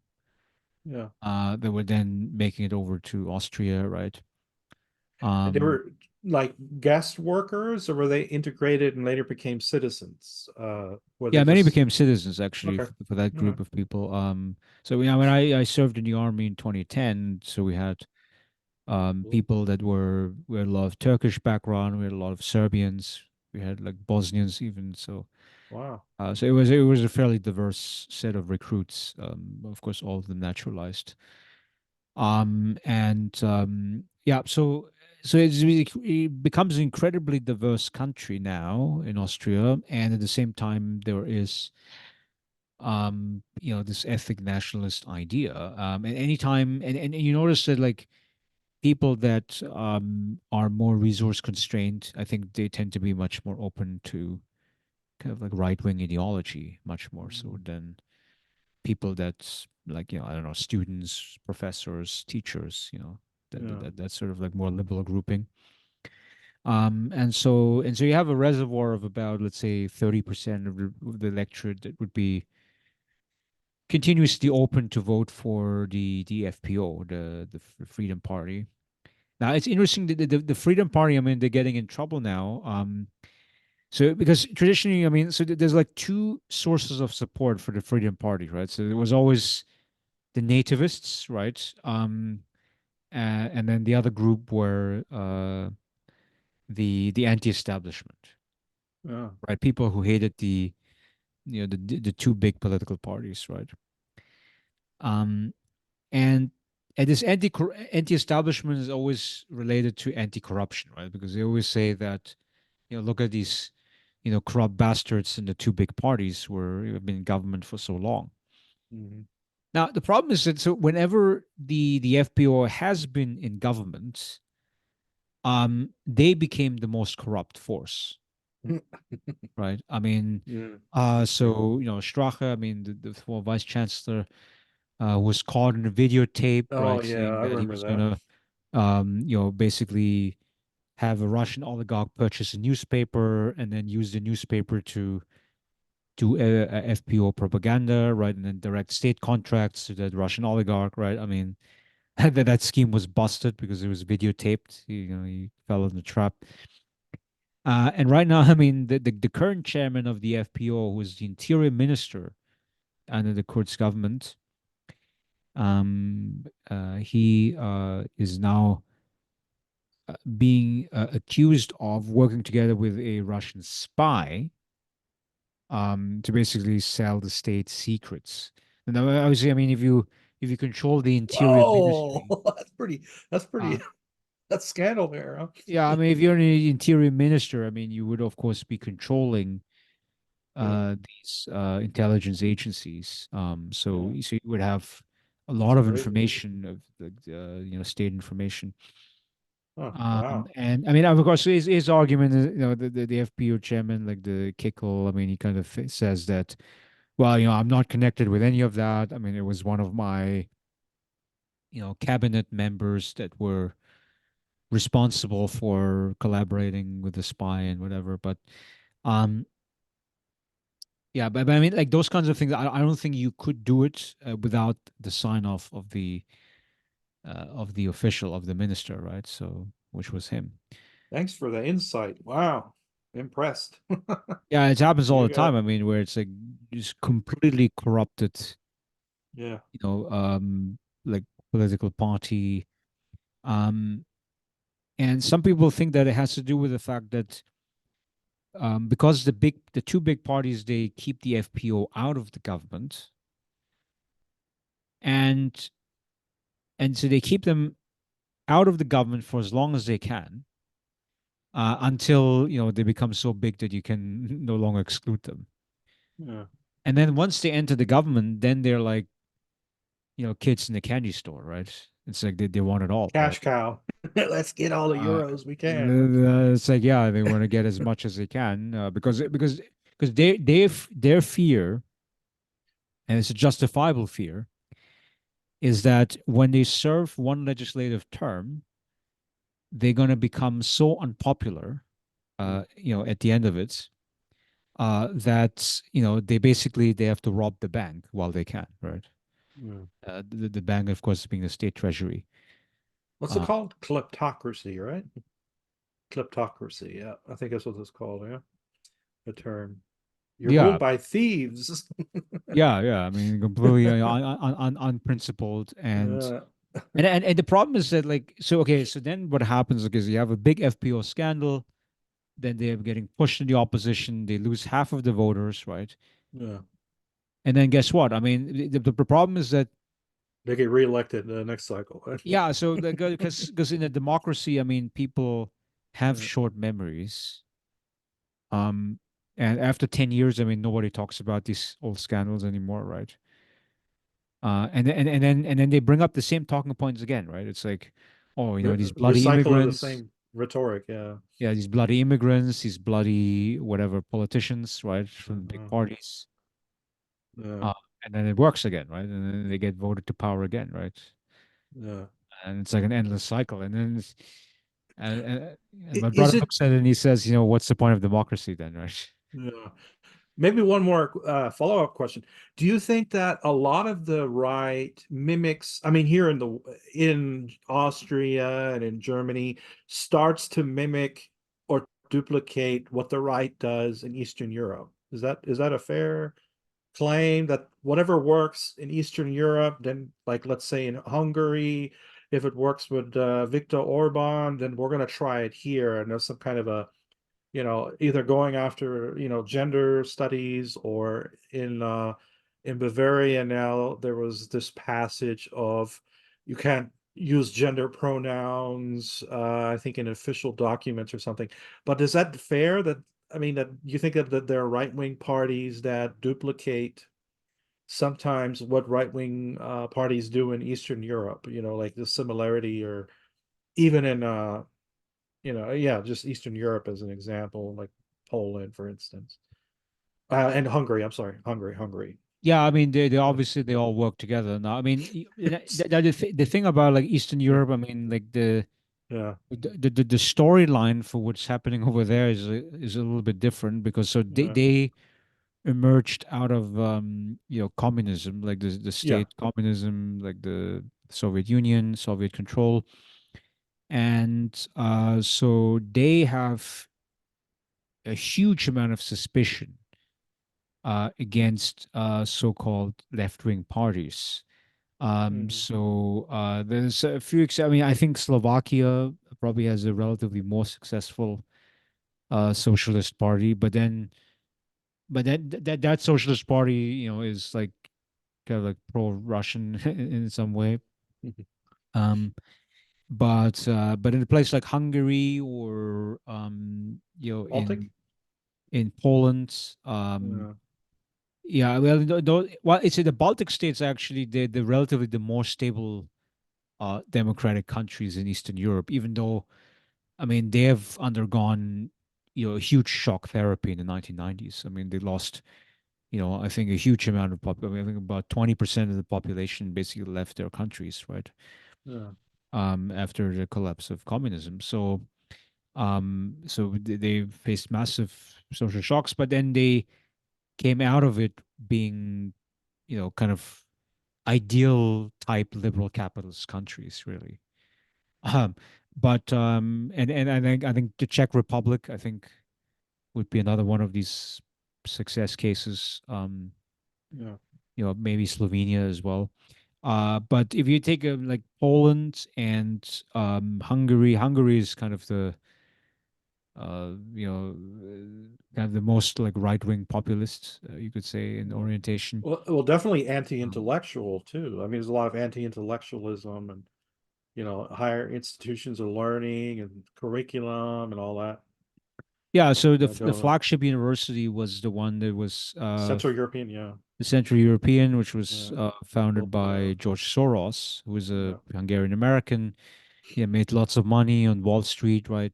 Betting against the pound in the 1990s, made lots of money. And when he made the money, he said, "Well, okay, I'm gonna open up the Central European University, and we're going to train all of these like Eastern Europeans to embrace liberal democratic values, right? Um, and um, and then so they opened up the campus in Budapest and Vienna, and they were then closing down the Budapest campus because of the Yeah. anti-foreign agent law, right? That Orban passed specifically to target Central European University, Yeah. and and the thing is, I mean, I think Orban is perfectly happy with removing the intellectual class. He just does not want those highly educated people to be in Hungary, right? If Yeah. they were to go, to Austria or in Germany or Germany. whatever, Yeah. that's perfectly fine, right? I mean, one of less headaches that you would have to deal with. Now, I mean, in terms of the long-term consequences, I mean, it's not necessarily good for the country because you need the bourgeoisie if you want to you know Yeah. push the economic development in your country further. But his model is kind of like you know basically getting the money from the European Union, right? I mean, getting the subsidies, having a few like car companies, German car companies that set up shop in Hungary and things like that because it's cheaper to produce there. Um, and yeah, and then mostly living off of these EU subsidies. And then the Europeans, they're now saying, well, okay, we're not going to fund you unless you're going to restore the rule of law, right? So that's a permanent battle that now exists between Budapest and Brussels. Yeah. Um, and Orban is using that basically those financial sanctions to basically rally his country, right? To say that, well, we're being mistreated by Brussels, and therefore you have to support me. Um, and Yeah. Yeah, that seems to work very well. I mean, I did attend a talk recently um, by Gabor Sharing. He's Yeah. a sociologist, and he basically, I mean, he was kind of expanding this argument of death of despair Mm. from the U.S. case study. The high rates of suicide and alcoholism in the U.S. And he was trying to extend that to the Eastern European cases. And it's the most strongly developed, you could say, you know, Russia and Ukraine. I mean, those are the countries with the highest amount of death of despair. Um, and Hungary was somewhat better because they do have more functioning government institutions than Mm. further east. Um, if you go further east, yeah, Russia, Ukraine. I mean, in the early period of liberalization in the 1990s, they did full shock therapy, liberalization of prices, dismantling of the welfare state, right? Under Yeltsin, right? Services Yeltsin. under Yeltsin, and Yeah. also under Kuchma in Ukraine. Mm. And this was a total, you know, shock therapy, and I think I mean, and that shock therapy, I think it does have an impact on the decisions about geopolitics, right? That the aggression that Russia is waging at this point. Because I mean, the idea is that, well, I mean, you know, if the economy is not there to serve the people, then we're going to have to find other reasons to gain support from the people. And so in Russia, I mean, this idea of like Russian imperialism works really well, actually. You can mobilize some Russian people based off of the imperialistic ideology. Mm. And yeah, I mean, in a place like Hungary, I mean, the imperialism is not so much an issue because it's a smaller country. Um, but they did have this massive scandal that brought down the justice minister and the president of that country. They were pardoning a pedophile, interestingly, and and the Fidesz party, the governing party, they were always like, in favor of family values, being conservative and so forth. Um, but that pedophile apparently was like a party friend basically, so they had to protect that guy. Hmm. And so that's very interesting because I mean, so among all of the EU countries, I would say that Hungary is the closest to an authoritarian country, right? Because they formally they still have democratic elections, but the electoral system is set up that Fidesz will win every election. Yeah. Um, but there's a significant pushback now against the Orban regime. Um, in a way that like we've seen in Turkey, right? I mean, we had the same feeling that well, Turkey was going to be in Erdogan Erdogan. dictatorship. Yeah, the municipality elections. Yeah, that's right. Yeah, the In municipal Istanbul. elections, Istanbul, yeah. the big cities in Istanbul, in Ankara, Mm. Bursa. I mean, I think there were some of the largest cities that had these elections. And the mayor of Istanbul, he won re-election. Um, and and he sees himself as a representative of this, open-minded, like, you know, Western secularist state. Um, I mean, like, which draws on Kemal Ataturk, right? And then under Erdogan, I mean, he kind of pushed it in like an Islamist direction. But I mean, but he obviously has a hard time regaining legitimacy because the economy is struggling. I mean, you have double-digit inflation rates. In the early period of Erdogan's term in office, he was very successful in controlling inflation and promoting economic development. Um, but it turns out that his economic model was very heavily based on, real estate, like pumping money into the real estate sector. And it turns out that a lot of the real estate was very shoddy. So if you look at the earthquake, I mean, destroyed basically entire villages and cities. Mhm. Like it basically buried an entire village under the rubble, right? And so yeah, and this was not like a good functioning, economic model. Now, I mean, I'm not sure whether it's specifically like dictatorship that causes these real estate bubbles, because you could make the argument of what happened in the U.S., right? We had a terrible Mm. real estate bubble too. But yeah, there's a very low level of legitimacy at a place like in Turkey, and so the opposition is going to win elections, and and I think there's similar hopes that are building up in Hungary, right? In Poland, it did work. Mhm. So there was significant discontent in Poland against the corruption of PiS, Mhm. PIS party. And yeah, and so now they find themselves in the opposition. And there's now an effort by the new government, Donald Tusk, to basically, you know, maybe restore some of the democratic institutions. I mean, we'll have to see. I mean, how Yeah. committed he is to that project. But at least, I mean, there are like electoral changes that are possible in the Polish space. Um, we don't know whether that is feasible in Hungary as of now. But hope dies last, right? And that would be the conclusion that I Yeah, have for yeah, me my too. essay as well. Hope dies last, It was and good. I Uh, just want to maybe read off yeah. the last line within the conclusion.